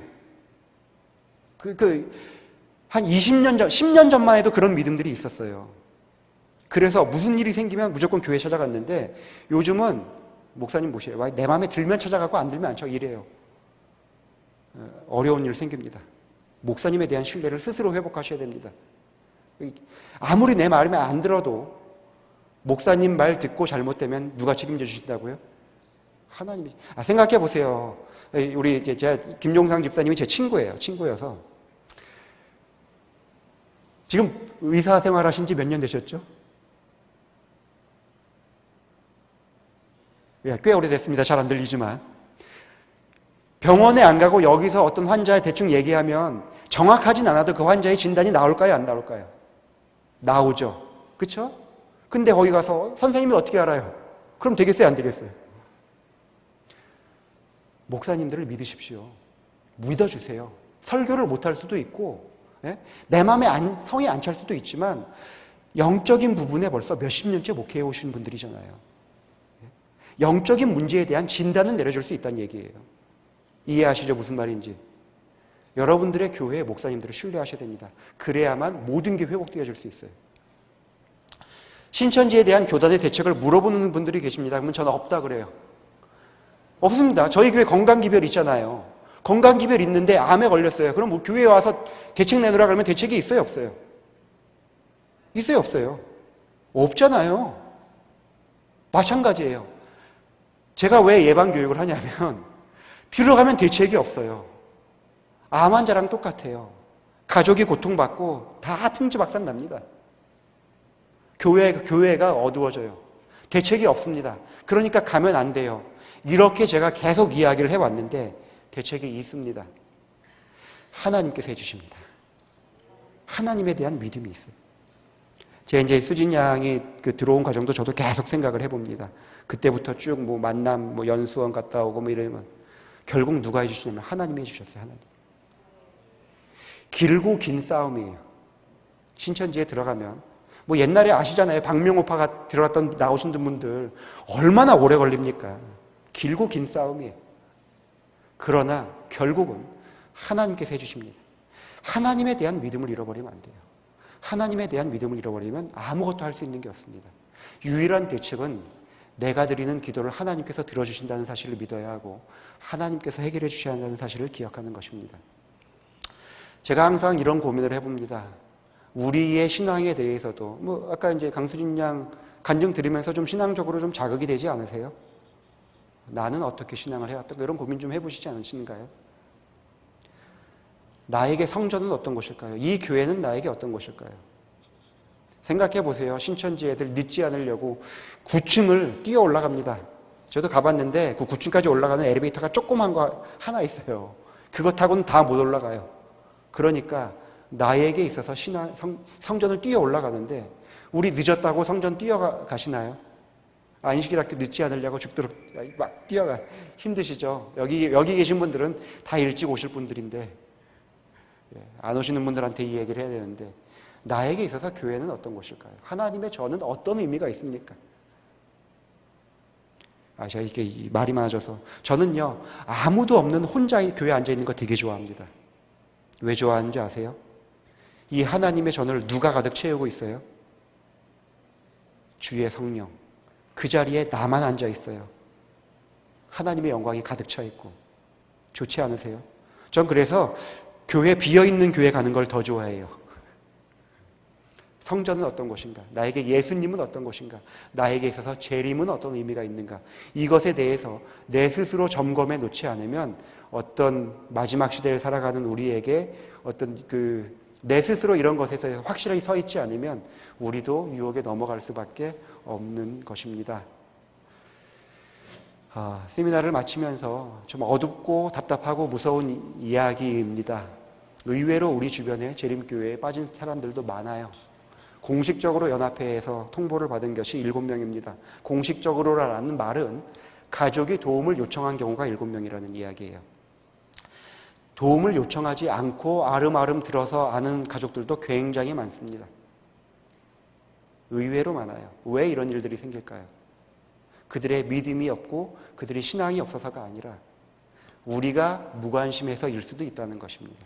그리고 우리 서 있는 우리가 넘어질 수도 있다는 것입니다. 그래서 이러한 때에 더더욱 예수 그리스도를 가슴에 간직하시고 그 예수님을 날마다 경험하고 알아가심으로 말미암아 이 어려운 때에 그 사랑하는 예수님을 만나는 그날까지 굳건히 서는 그런 모든 우리 성도님들이 되길 바라면서 모든 세미나를 마치도록 하겠습니다.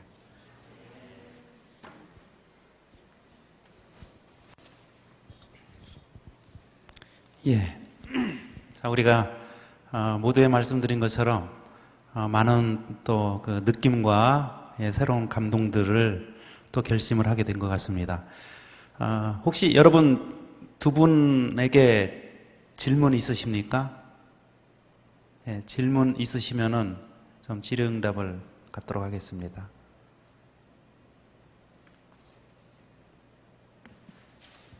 예.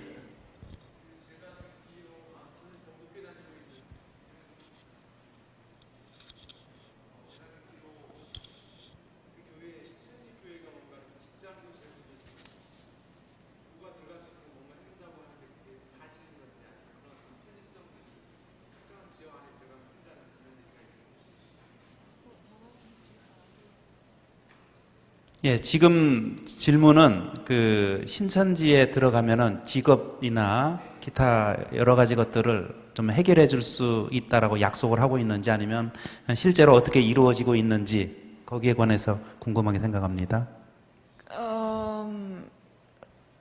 뭐 직업을 보장해 준다라든지 뭐 이런 거는 전혀 없고요.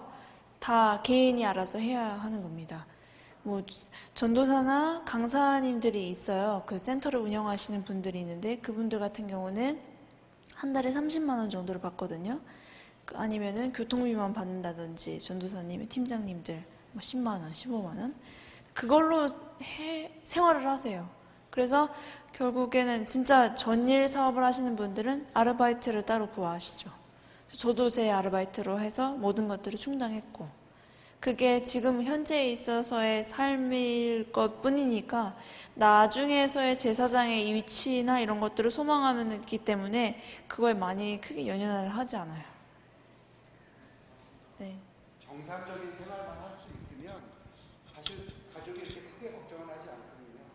근데 휴학하라고 가르치진 않지만 대학생들은 휴학을 할 수밖에 없게 만들고 직장을 가진 사람들은 전도하기 위해서 직장을 포기하게 하라고 하진 않는데 해야만 하는 환경 가운데 처하게 됩니다. 그게 제일 오히려 주시기보다는 교회에 올인하고 만드는 것이죠.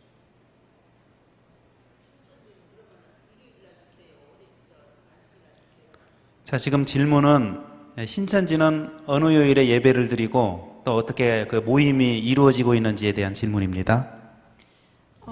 일요일 날 가요. 저희는 화요일, 금요일, 토요일 가잖아요.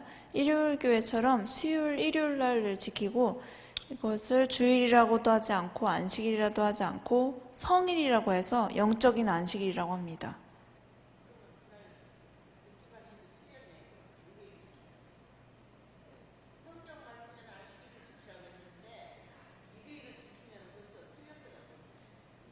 그렇게 보셔도 되지만 그쪽 안에서는 그거로 한 번에 넘어지지는 않죠. 영적인 안식일을 지키고 있다라고 얘기를 하거든요. 예, 혹시 이 부분에 관해서 유 목사님 더 추가적으로 말씀하실 거 있으시면 잠깐 이쪽으로 좀 가까이 오십시오. 그 신천지에서 많은 부분들을 영적으로 해석합니다. 그러니까 이만희가 영적으로 예수님의 영이 임하게 됐고, 어떻게 뭐 눈에 보이는 그런 것보다 이건 영적으로 해석을 해야 되고, 이건 영적으로 해석해야 되고, 그 성경의 말씀을 그러니까 안식일에 대한 거 분명하잖아요. 그것도 영적으로 해석을 해야 되기 때문에 중요하지 않은 거죠, 날짜는. 단지 성의를 지킬 뿐입니다. 그렇게 되어 있습니다.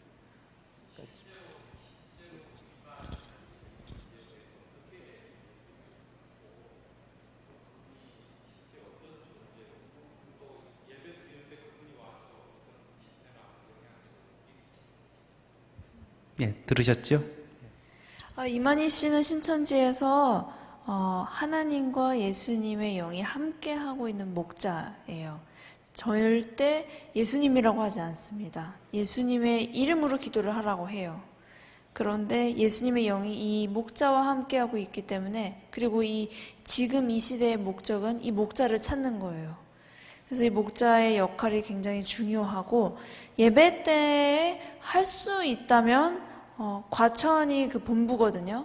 그래서 과천에는 이제 자주 오십니다. 자주 오셔서 설교 등단을 하시고, 그게 각 모든 지파 지역들 교회들의 실시간으로 나온다든지, 동영상이 녹음이 되어서 그거가 이제 그대로 나온다든지 해요.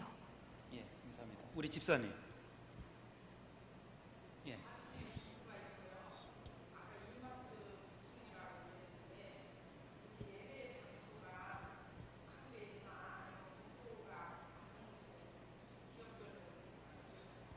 과천에 있는 거는 그거 하나 있지만 여기저기 지역에 많이 있어요. 서울에도 있고 뭐 지방에도 많이 있고 여기저기 있는데, 장로교회 간판이 걸려져 있을 수도 있고 간판이 아예 없을 수도 있고 신천지라고 적혀 있을 수도 있고, 다 각이각색입니다.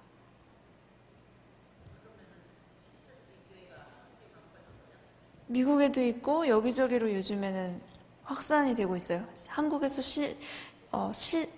출발을 해서 여기저기로 그 빛이 세계적으로 나간다라고 얘기를 하고 있거든요.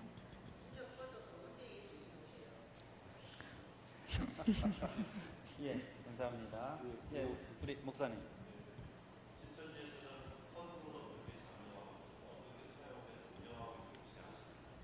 헌금을 어떻게 장려를 하냐면요. 우리가 14만 4천인으로서 제사장이라고 생각하면서 하루하루를 살아가라고 하거든요. 그래야 우리가 실제로 14만 4천이 될 것이다. 그 중에 많은 것들이 도덕적인 부분들도 해당이 돼요. 제사장으로서 어떻게 짧은 치마를 입고 다닐 거냐, 뭐 그런 것들도 있고, 헌금도 마찬가지. 제사가 예배인데 예배를 드리고 오는 사람들이 예물을 어떻게 안 들고 올 것이냐, 그게 많이 내라고 하는 게 아니라 500원이든 1000원이든 제사장으로서 기본은 하자라는 쪽으로 하는 것이죠. 그래서 그런 것들을, 건축헌금도 있고 11조도 있고 뭐 이런 것들이 있는데, 사실 자유입니다. 그걸 강요를 하지는 않지만 내가 제사장이기 때문에 다 해요. 그리고 나중에 어떤 위치에 올라가게 됐을 때 그런 것들이 다 확인을 하기 때문에, 그 강요는 아니지만 그런 것들을 올라가려면 제가 다 해야 되는 거죠. 이제 신천지에 가신 분들의 대부분이 일반 개신교에서 굉장히 열심히 있었던 분들이 가십니다.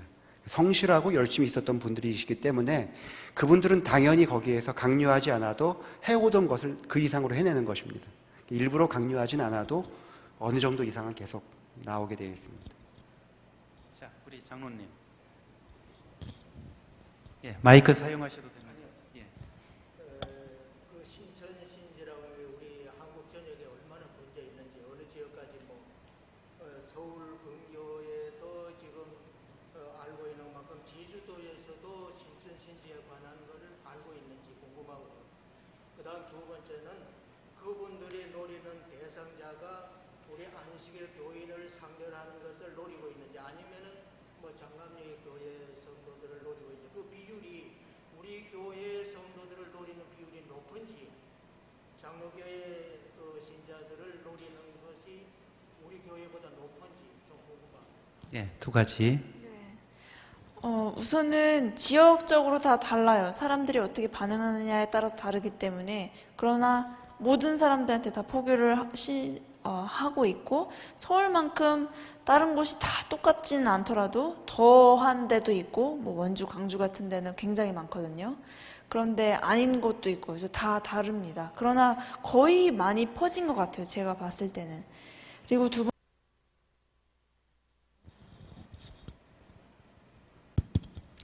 번째 질문은 어떤 거였죠? 안식일 교회를 노리냐? 비율이 안식일 교일이 사실 많이 있지는 않아요. 하도 장로교에서 많은 분들이 오기 때문에 비율적으로 봤을 때 안식일 교인들이 많이 있지는 않지만, 그 사람들이 처음부터 안식일 교이냐 뭐냐 이런 걸 보고 가지 않고 막무가내 다 모든 사람에게 접근을 합니다. 그런데 거기서 오는 사람들이 거의 이제 일요일 교회 분들이 어쨌든 비율적으로는 더 많은 경우가 되겠죠. 저희가 숫자적으로 작기도 하고요.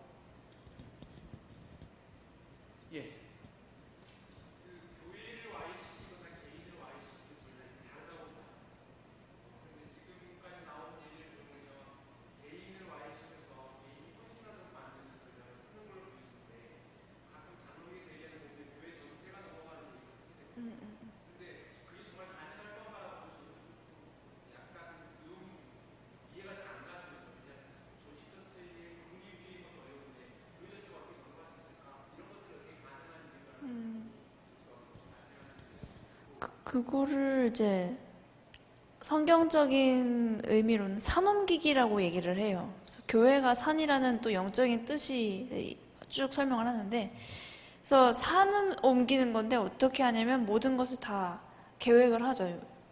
모든 것들을 계획하고 교육이 있죠. 그래서 이 사람들이 이미 그쪽에 가서 몇 명들이 신자처럼 있는 거예요. 몇 년이 될 수도 있어요.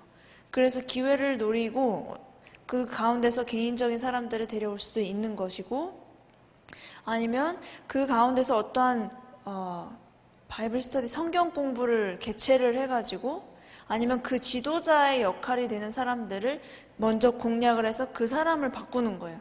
그럼 그 사람을 통해서 모든 사람들이 성경 공부를 하게 됐는지 목자를 바꾸면은 그거를 이 신천지 교육을 가지고 와서 가르치기 때문에 그냥 다 한 번에 바꿔버려요.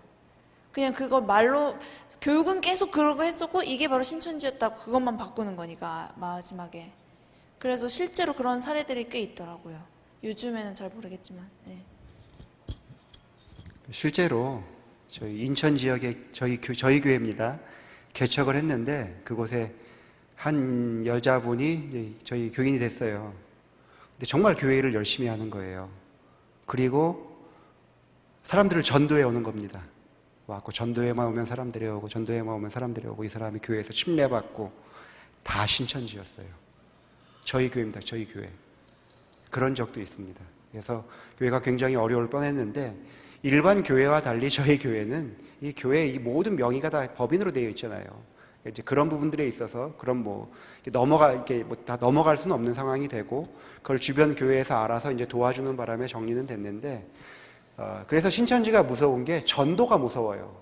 교회를 와도 이게 겁이 나는 이런 상황이 되는 것입니다. 그런 부분들에 대한 염려 때문에. 예.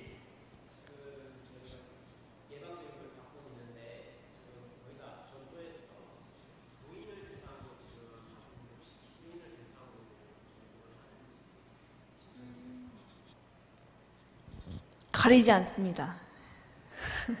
가리지 않습니다. 교인이든 비교인이든 무신앙이든 다 가리지 않고요. 옛날에는 교인들이 많았어요. 왜냐하면 14만 4천을 채우는 게 목표라고 말씀드렸잖아요. 제사장이 될 사람들을 데리고 와요. 타겟이 있어요. 영혼이 막 갈급한 영혼들, 그리고 교회를 나갔던 사람들이 하나님에 대한 열정이나 갈급함이 더 있을 것이니까 교인들을 치중을 많이 뒀었다면 이제는 많이 왔어요. 많이 왔기 때문에, 그리고 많이 이제 예방교육이 진행되고 있으니까 이제는 그 타겟을 거기에서 국한하지 않고 모두에게, 지금 한 30% 정도는 무신앙이 많이 오는 걸로, 몇 년 전엔 그랬거든요. 그래서 그게 상관이 없어요. 예, 사모님.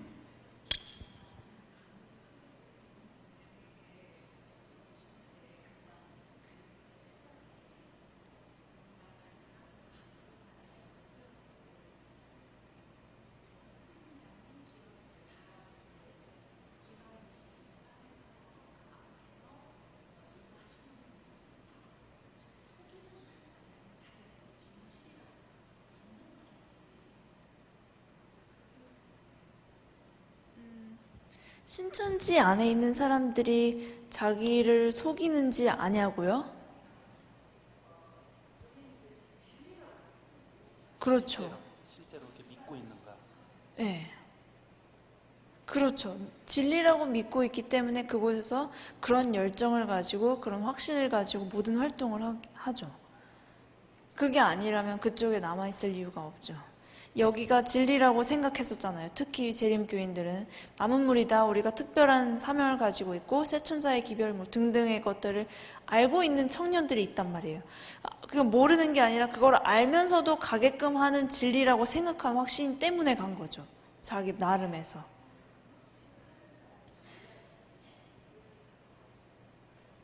거짓말을 쓰지만 제가 아까 말씀드렸지만 저도 거짓말을 처음에 할 때는 되게 많이 찔렸다고 말씀드렸잖아요.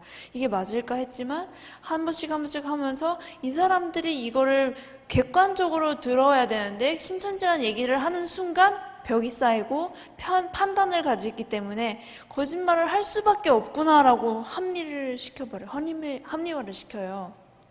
그거를 한두 번 하다 보면은 어쩔 수 없어. 해야 돼. 이렇게 해야지 이 사람들을 내가 구원을 할 수가 있어. 이렇게 돼요.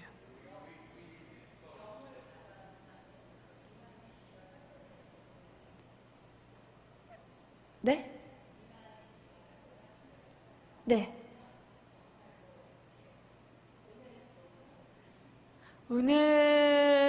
은혜를 받았다, 감동받았다 그런 거에 기준을 두진 않아요. 예를 들어서 어떻게 얘기를 하냐면 센터 교육 과정에서 사람들이 카리스마가 있는 목소리를 가지고 있고 엄청나게 은혜롭고 감동이 있는 그런 설교들이 무진장 많다. 그런데 그 가운데서 하나님의 말씀이 없는 거라면 하나님이 계시지 않는 것이다. 우리는 하나님의 말씀이 있는 곳이기 때문에 하나님이 계시는 곳이다.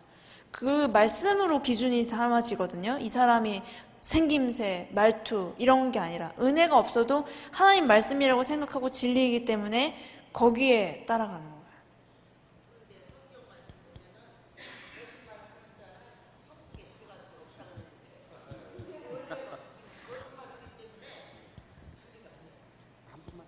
시간이 그래요. 그거 저 신천신지라고 하는 그 전도지를 배부를 하나요? 하기도 합니다.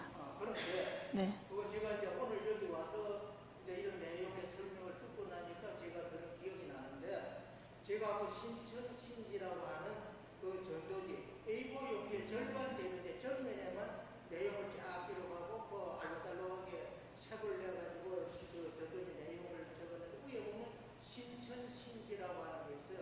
그래서 제가 그 전도지 전해진 저 있는 걸 보고서는 그뭐 보지도 않고 쓰기도 막 들어갔는데 그분들을 접촉하지 않으려고 하면은 그분들의 뭐 예를 들어서 뭐 말 한마디로 살짝 그 신천신지로 유혹하기 위한 것이 좀 보이는 게 있으면 한번 좀 가르쳐 주셔도 어떻게 이 사람들이 신천지인지 아느냐라는 건가요? 신천지라면 당연히 자기 신천지라는 걸 감추기 위해서 애쓰는 사람들이잖아요. 그리고 저희 교회 가운데서도 와서 모르는 척을 하는데 그거를 어떻게 보이는 말투나 이런 것들을 전혀 사용하지 않죠. 그런데 아까도 말씀을 드렸지만 항상 두 번째 사람이 등장을 해서 성경 공부가 1대1로 이루어진다면 이거는 굉장히 가능성을 두고 있는 거라서 의심을 해봐야 됩니다. 그런데 전에 제가 영남학에 있을 때 김종현 목사님이 가르쳐주는 말씀을 들었는데 장강기 교회 성도들을 만나서 대화를 할 때 성경 말씀으로 대화를 할 때 다투어도 되는데 여호와의 증인 교인들하고는 상대를 하지 말라고 했어요. 그 상대를 해도 목사님들도 거기에 따른 그 해명이 안 된다는 거예요. 내가 이야기를 해봐도 그분들이 먹혀들지 않고 그분들 입장만 주장을 하고 이야기할 것 다 해도 가버린다는 거예요. 그러니까 도비하는 시간 도비하지 말도록 여호와의 증인교회는 대화를 하지 말라 그런 말을 들었는데 이제 오늘 그 보니까 신천신지 후배 사람들하고는 여호와의 증인교회들보다 더하네요. 예, 위재현 목사님 질문을 마지막으로 해도 되겠죠? 예, 마지막으로 하겠습니다.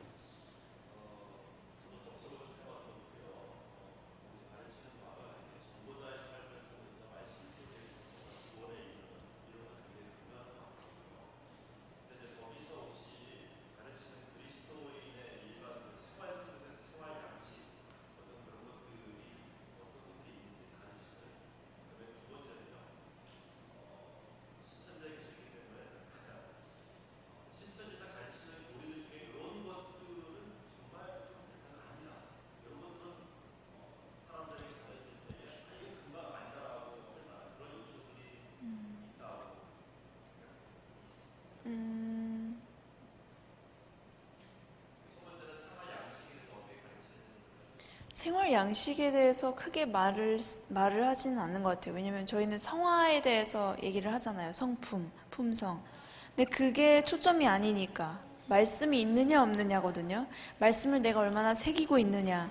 그래서 그 말씀을 새기기 위한 끊임없는 노력을 하죠. 계속 듣고 열심히 연습하고 스피치하고. 그거와 동시에 그거를 얘기할 수 있는 상황이 돼야 되니까 전도, 말씀과 전도가 키포인트인 것 같아요. 봉사를 하시는 분들도 있지만 그거에 대해서 크게 중점을 두지는 않아요. 그러니까 삶에 있어서 가장 중요한 건 말씀 전도. 예. 두 번째는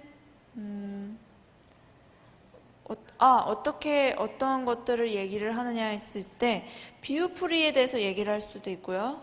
갑자기 비유에 대한 영적인 풀이, 그리고 천국 노정, 천국 가는 길이 어떻게 가는지 성경으로 나온다.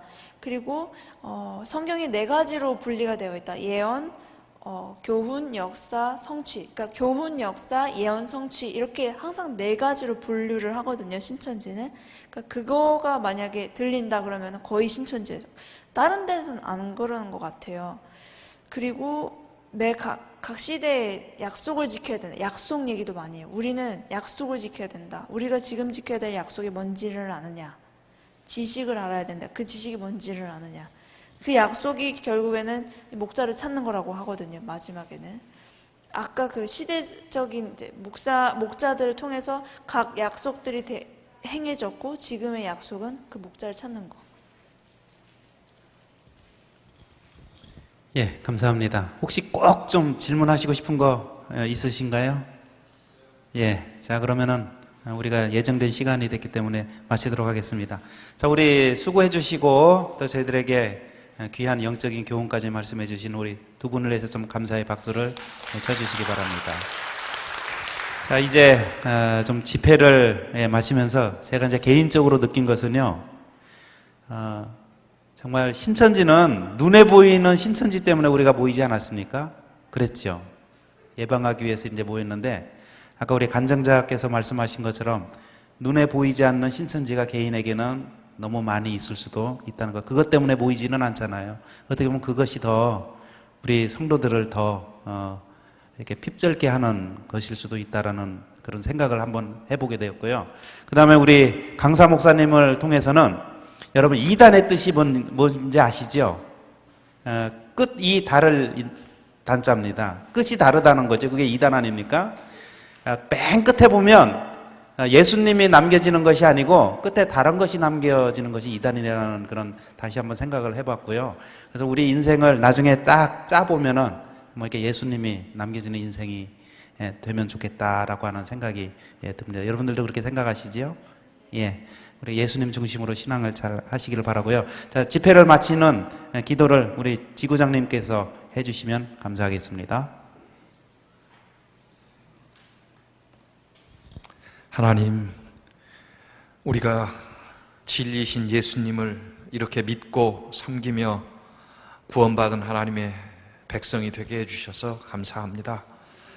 끝까지 예수님이 우리의 반석이 되시고 우리의 길이 되시고 진리가 되시고 우리의 생명이 되셔서 그 예수님 우리가 믿음으로 기다릴 때 다시 데리러 오실 우리 예수님을 맞이하기 위해 믿음으로 기다리고 준비하는 우리 모든 믿음의 가족들이 되게 해 주시옵소서.